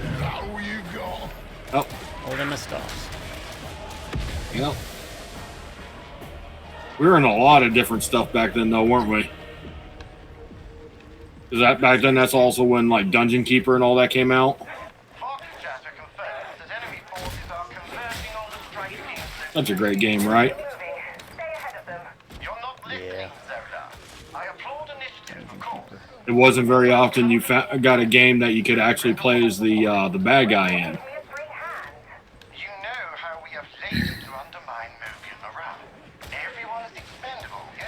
So it was an interesting change of pace from the usual. Then also, what was it? Heroes of Might and Magic? Yep. Classics. Later runs, not so much, but. And that's also when we took single-player games and made them multiplayer games by hot seating it.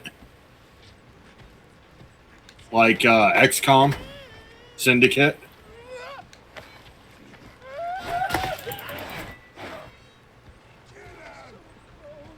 Good old hot seat.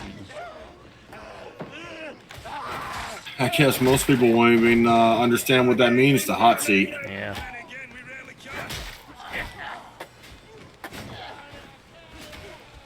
That kind of terminology doesn't exist anymore, does it?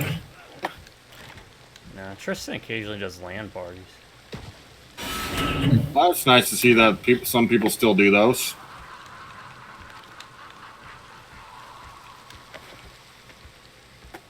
Alright.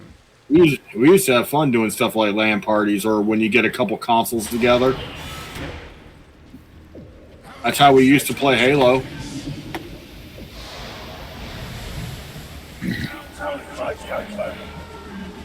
Especially when Halo 2 came out back in the day. We'd get a couple TVs and Xboxes together in the barracks, and we'd do Halo 2 parties.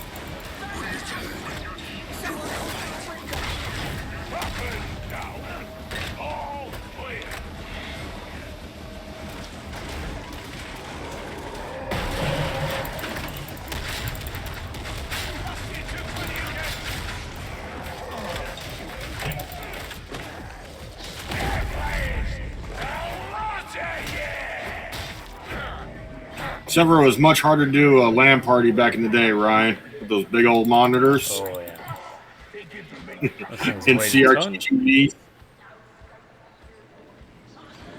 Remember having to haul one of those TVs like downstairs to do anything with them?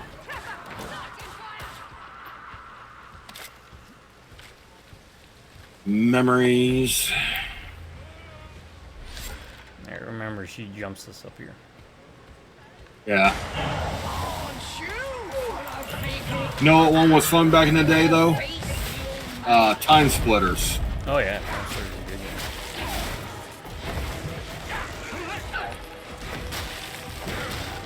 That was a fun one. And Torok. What was Perfect Dark?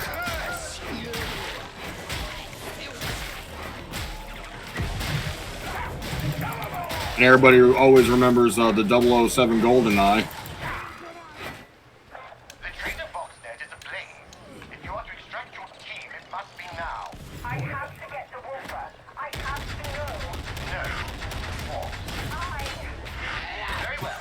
You remember the N64 South Park game? Yep. The cow launcher? Where you get trapped in the cow's rectum? Do try to stay alive. I will arrange extraction.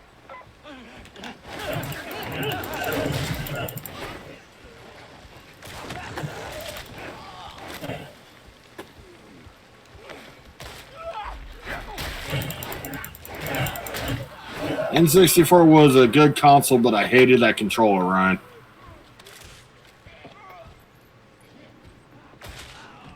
Not only was it clunky and awkward to hold, but it was so annoying to put up because you couldn't quite wrap it right, ever. And it would destroy your goddamn thumb playing Mario Party.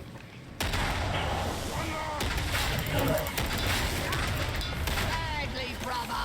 Try not to embarrass me.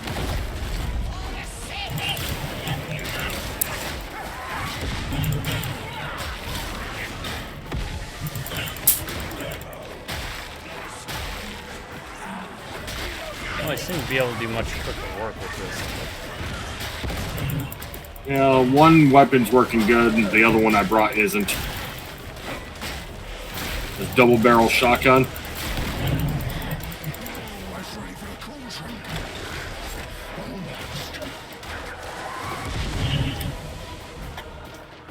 You can be getting rid of them faster, I think.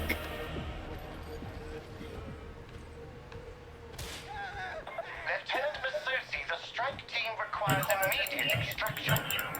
Yes. Yes, I see. Understood. Alternate extraction is not available. I thought the GameCube was pretty fun, too. Best console ever. No fancy work. No prisoners. What was the bloody roar that was on the GameCube, Ryan? Oh, yeah, I can't remember which one. I have it. I don't remember. Went back and all the Bloody Roars.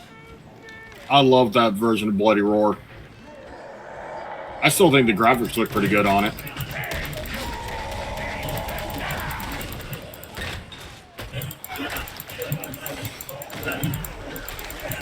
Bloody Roar was a great series. I would love to see it get some love again.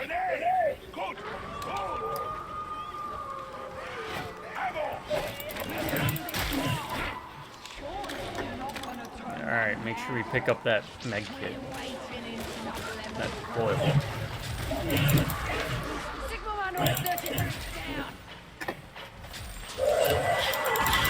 Oh, suicide bomber. I got the med kit. I got the ammo. Station up here anyways. Sir, need meds, sir. I was looking to see if there was anything else.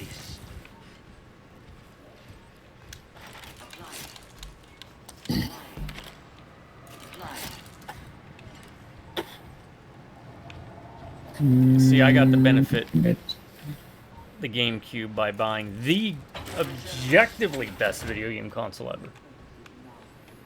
What's that? The Wii. Because it was backwards compatible with the GameCube, and it had the best access to the most retro titles outside of owning a PC and doing certain piratey things. Yar yar yar. Yo ho ho. But, I mean, their virtual library was amazing. TurboGrafx, Yeah, Super Nintendo, Nintendo, Genesis, Super Famicom. You name it, it was on there.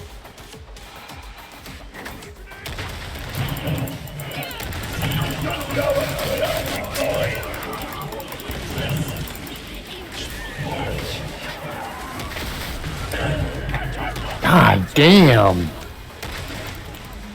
Okay, to hurt them, we have to break both their shields at the same time. Yes. I got you. Thanks. Jesus.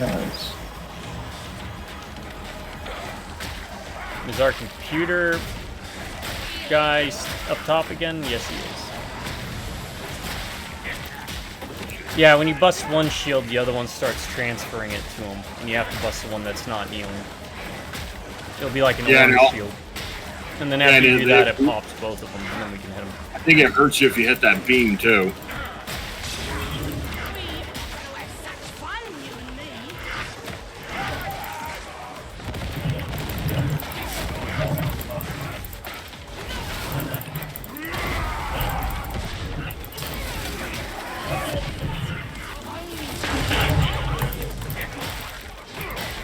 Oh, the big guys are here.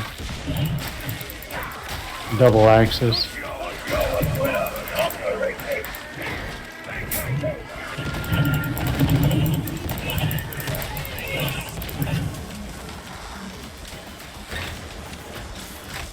Alright, you need me to lay down the med kit? Or are we good? I'm good for now. That should be good. Ooh, fire bat. What the hell?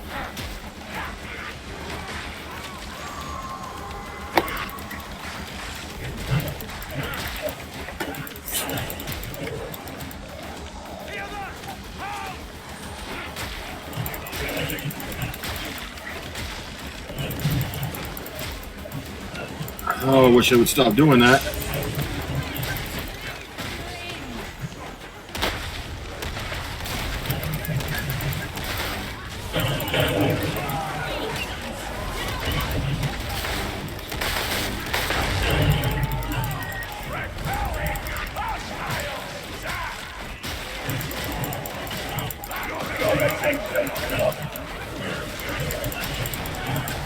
Dog.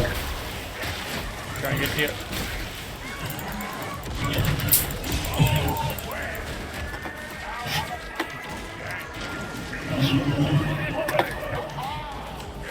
Dropping the ammo thing.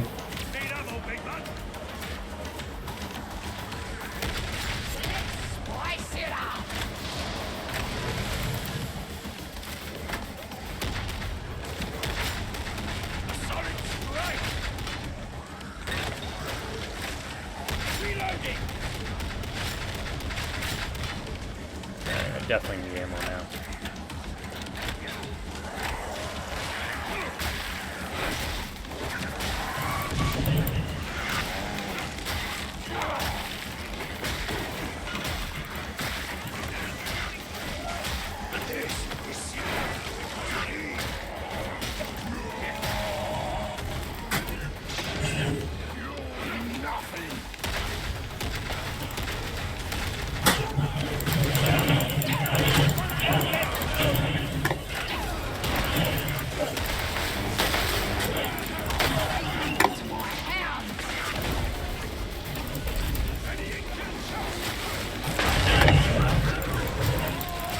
I'm down again. I'm down too. I get Heath. No, I went down. Oh, I was gonna pop that med kit. God bless it, it's those big guys. And the bosses aren't so bad. It's those damn guys with the two-hander guys. You want to try one more or call it? You can try one more time. Okay, I will focus on the big guys. You guys stick together and focus on the bosses. That way, if you guys stick together, it'll help corral the little guys, and or the double axe guys and stuff, because I can kind of chew through them. Problem is chasing them down.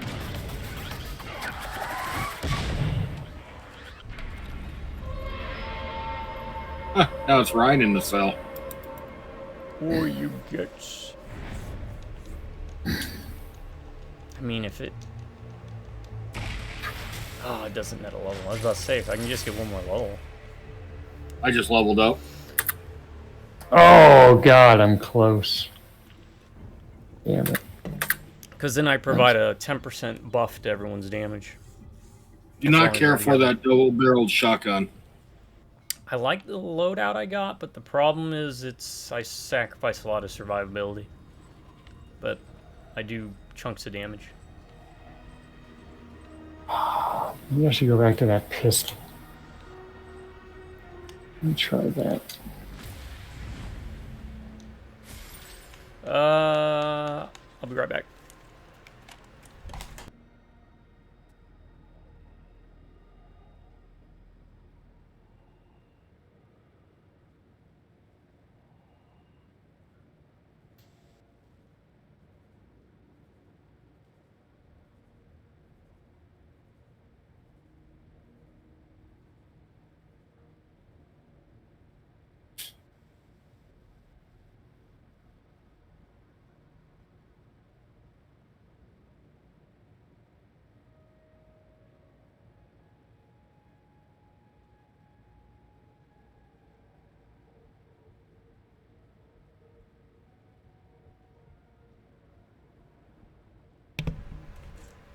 Alright. I'm trying to see if there's a place you can get curios. Hold up. Is that those are the... Yeah, go to the... If you go... God, say your words, damn it. The armory guy. He sells them? Yeah, it's the option on the right. If you cycle over past the guns to the right. Ah, okay, thank you. Okay, it's not very good. Compared to the there's up there. I got into Warhammer technically as far back as you remember the store in the Mall Heath upstairs, Massachusetts? There used to be a miniature store. I used to buy I don't. Raw Partha miniatures. Citadel also, back in the day. Raw Partha should be a name many people are familiar with. On top of that, Rogue Trader, also Necromunda. I got some Beaky Marines from way back when. But I didn't really start playing until the early 90s. And then I started getting into Warhammer Fantasy, probably around 3rd edition. 40k 2nd edition. Because that's when Tyranids got their army book.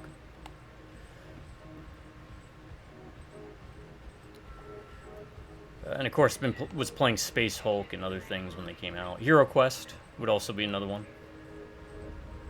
Early Games Workshop. Let me know when you guys are ready. Try this again. Go for it. Let me see this. I need 10% changing out on my loadout. Yeah, it would give us 10% melee damage. Melee attack damage. I'm ready. Alright. Good times, Reed. Good times. The game can't be too easy, that's not fun. What was that XCOM-like game for Warhammer back in the day with Chaos? Chaos Gate. Chaos Gate? Mm-hmm. Get on good old games.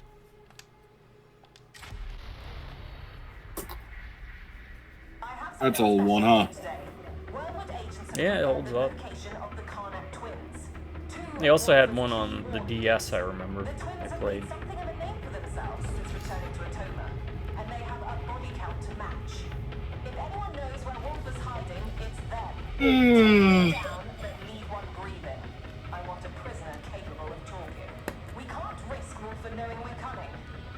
What's the best Warhammer game? Tough one.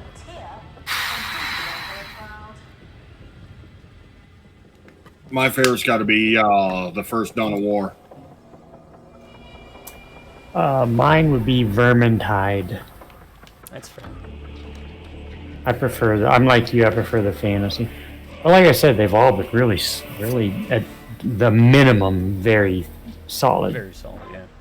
This actually might be my least favorite of all of them I've played, to be honest. What have I played? Vermintide, Chaos Bane, Space Marine, and this, right? Yeah. Obviously, you've never played Dawn of War 3.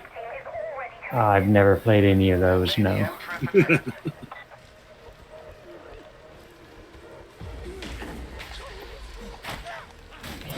Total War Warhammer really sets a hard precedent because they've got all the armies. They really do have. They go do some deep cuts with the lore. I just wish there was a little bit more to it on the side of the buildings and everything, but I get that's kind of their mode. But replaying Mark of Chaos recently, that game holds up really well. Meat for the cauldron, right where he said you'd be. I know Mark of Chaos was a lot more in depth on you know, setting up your units and everything.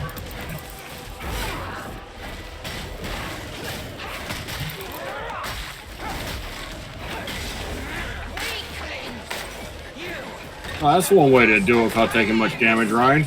Get her to attack me and I just block.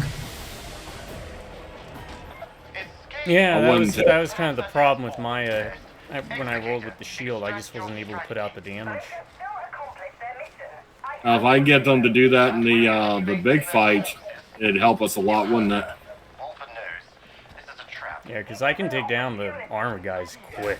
The problem is they're always running after like you guys or something, and then I'm getting distracted by the bosses. And well, I'll try to just stand still and block and see if I can just soak up as much damage as possible from them. If we can just stick together, I can try to at least get rid of the...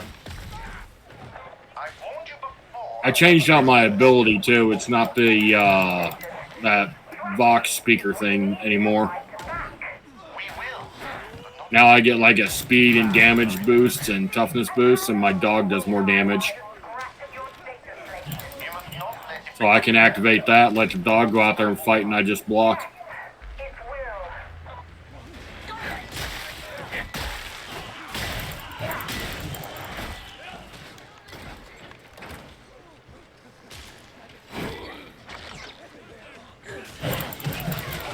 Well, I am looking forward to that one game coming out, the Inquisitor one.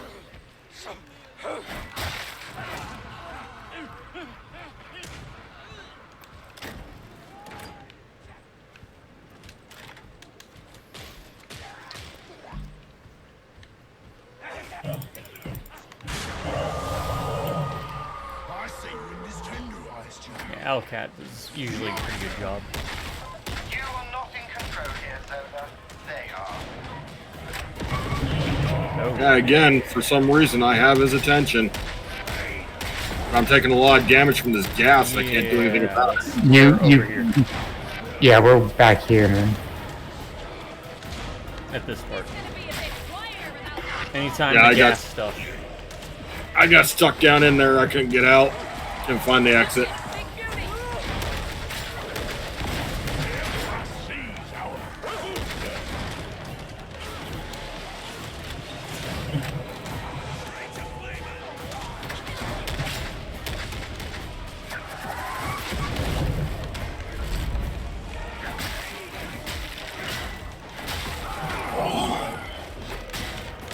Hit me.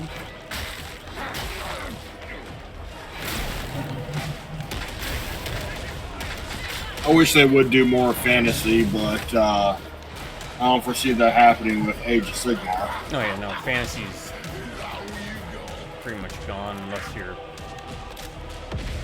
Total War Warhammer. Even the old world, they've done what Games Workshop normally does. They just give it lip service, more or less.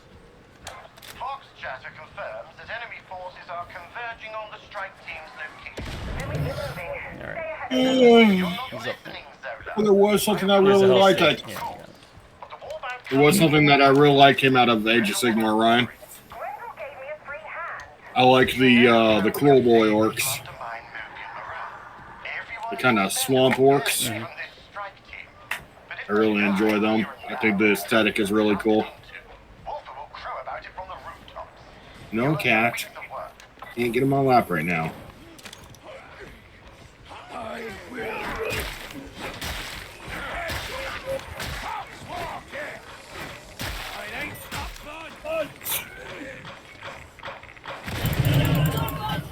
there goes our bot friend. But you know what? They're not any help anyways.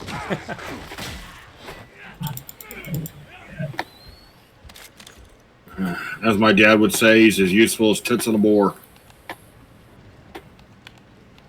What is... Controller, what are you doing? Might be time to swap it out. Yeah, I got to get a new one. Mine's having issues. It'll start wandering in a random direction and having trouble with one of the triggers.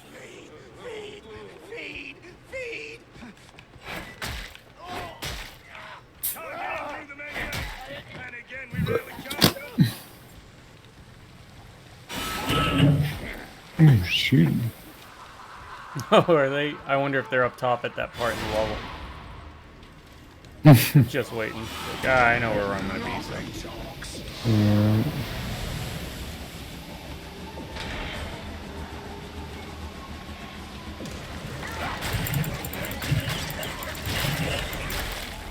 I'm netted.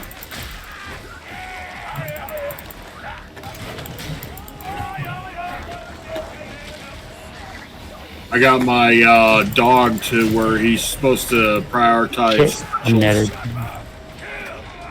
I'm netted too.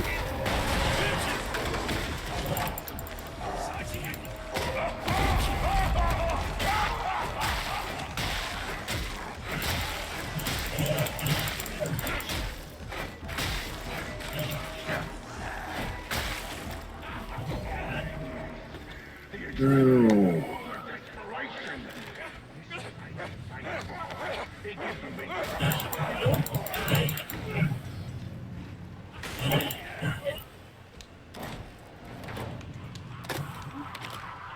Might as well take it.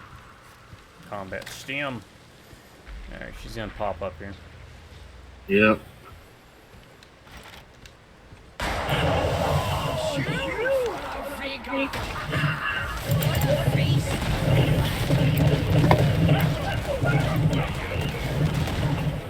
I can't see anything.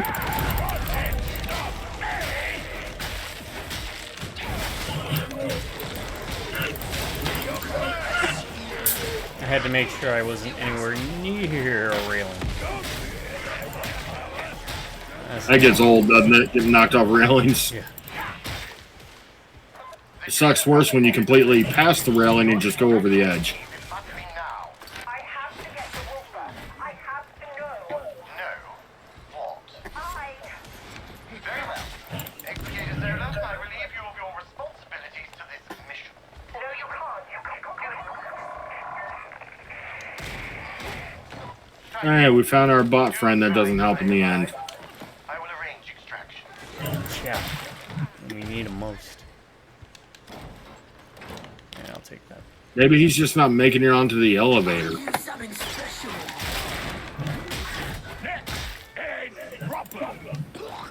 We can find out this time.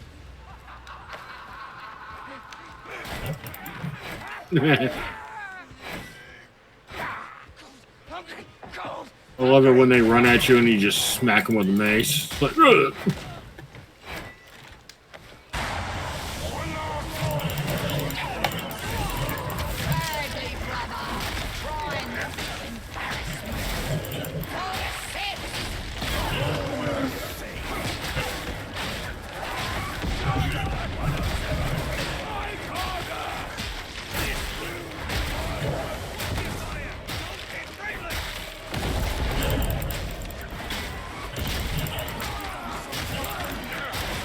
Not gonna block, just keep shooting, that's fine.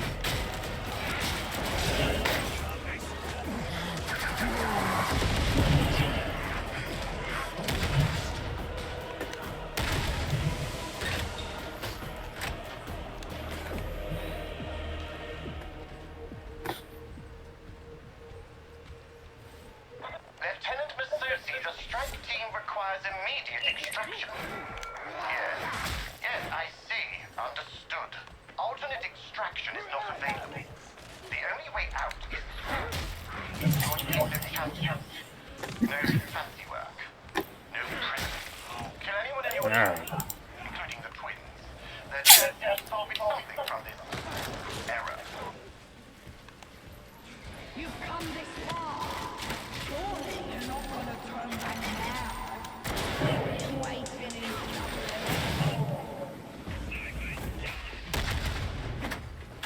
Where's that med kit?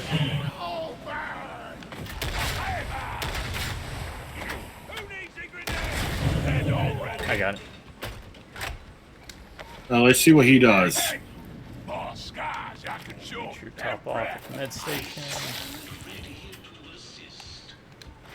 Let me top off my ammo real quick. Alright. Good. Got a stim pack, got a med kit. I got the ammo box again. He's in here with us. Yeah. And cutscene.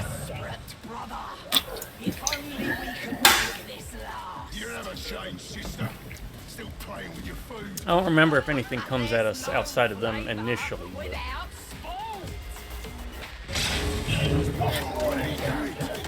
And he's up top again.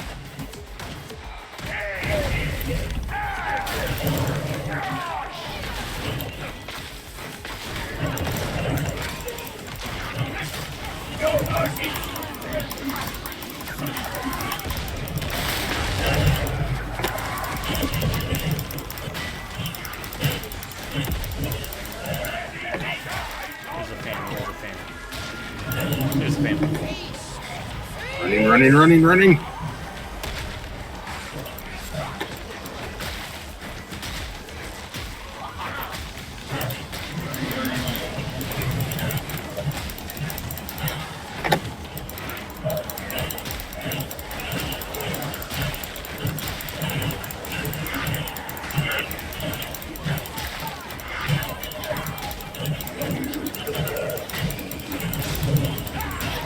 Ah, great, guys.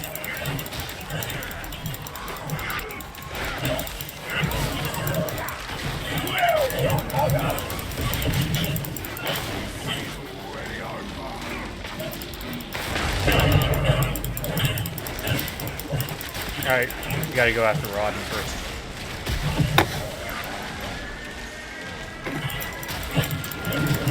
The big, it got some of the big guys here. Oh, run. Oh, grenades!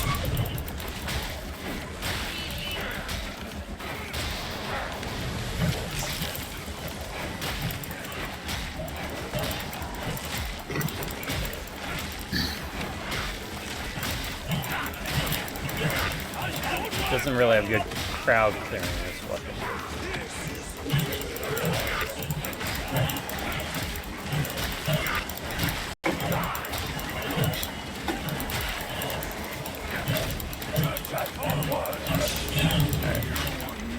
Twins are back out.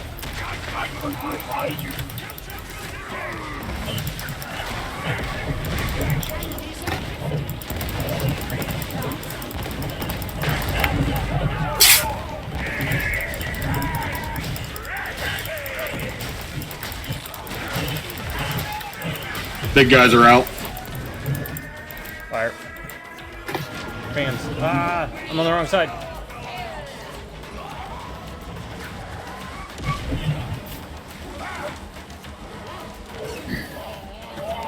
Alright, this is going better. Yeah. Anyone need ammo? No, I haven't been using my gun. I've only been using the melee. Yeah, I'm good so far. Let me know if you want me to drop the health. I haven't even used my stim yet. I haven't either. Good dog.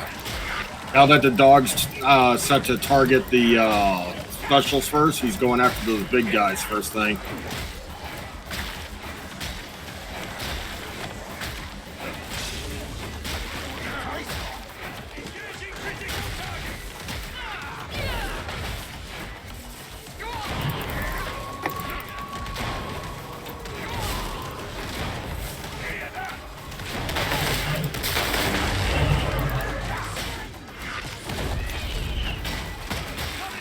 We got several of the big guys out.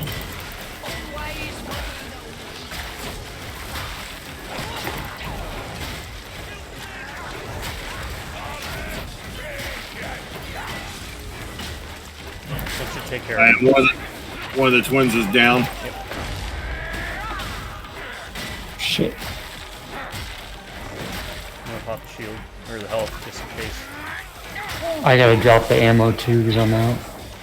It's fine, I'll tank this.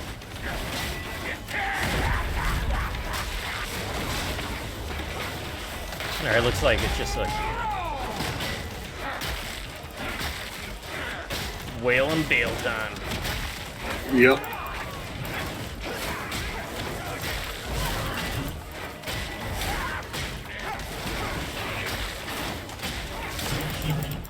That's it. Screw you! Thanks, Liari, or whatever you're called. Tidily accomplished. Your I don't know if the pistol helped at all, but not exactly been textbook. Be assured, I went back to I'll my. pretend it did. I went back to the shield. Two birds, one stone. That was a pretty fun boss battle. Yeah.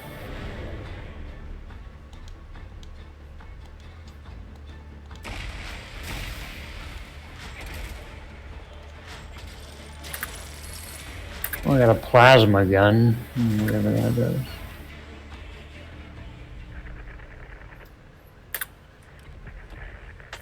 Quick draw stub revolver. Quick draw McGraw. Yeah.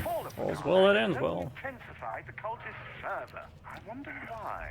Understand that while I am pleased at how Yeah, I think one more video. Augustine will be stepping back from operations. One more. Wrap it up. And then I have my surprise game for you. And then after that, a Warhammer game, and then another game, which is going to be a beat 'em up. Because I bought like 6 of them on the last sale. Yeah. Of all dubious qualities, but hey, they're beat 'em ups. Yeah. But we also have that Marvel one coming out not too long, don't we? Yes. Very much looking forward to that one. I already know who I'm playing as. To quell an unknown uprising plaguing the planet. Good old Venom. 50,000 of the Emperor's finest men and women. We had no idea what we were up against. Captain, are these dogs ready to die? Yes, sir. I don't know what's worse, the enemy or that carking commissar. I guess we'll find out soon enough. Now quiet down.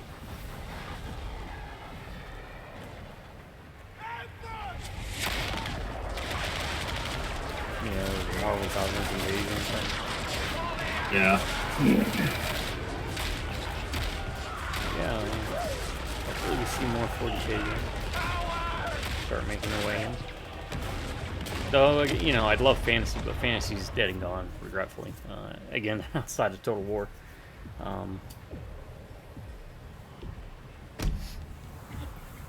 In fact, when I was doing my Mark of Chaos playthrough, I looked it up, and it was like shocking how few, even back when Warhammer Fantasy was alive, how few games they actually did for it. To sell our lives for the Imperium. But as despair festered, a stranger walked among us. I guess we're seeing how that company got corrupted by Nurgle. Doesn't take much.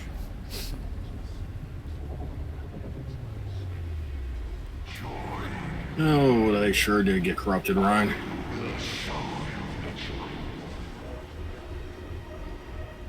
Heretics! By the throne, you will all pay for this!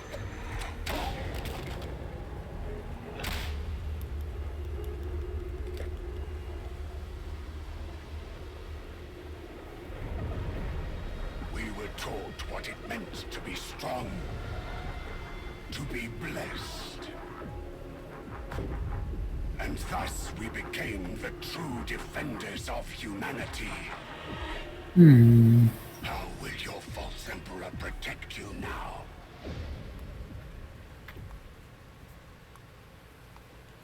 Alright folks, we're going to call it here. Again, we went over top 10 war movies. I'll go over mine real quick. Zulu, Kingdom of Heaven, Braveheart, Full Metal Jacket, Black Hawk Down, Share with Ride with the Devil, 300, Wizards, Frankenstein's Army, Kagemusha, and The Fighting Sullivans.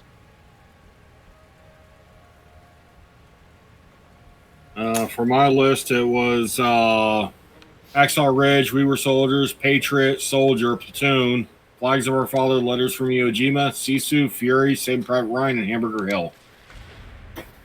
I got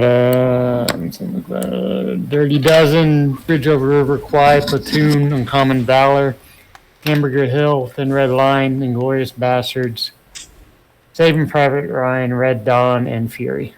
There you go, folks. Only place on YouTube where you can get 3 times the value per video. You get 3 top 10 lists for the price of 1 video. Thanks for joining us. Hopefully you enjoyed it. Let us know also some of your favorite war movies, some of your least favorite war movies. Let us know about your experiences with Warhammer, Fantasy, 40K, I guess even Age of Sigmar. Glad to have you. So, that said, my subscribers, y'all stay awesome. You have an amazing day. If you prefer, stay amazing. Have an awesome day. Drive by Rubneck Computers. I'll catch you next time. Until then, folks, you have a good morning, good afternoon, and a good night. All right, everyone.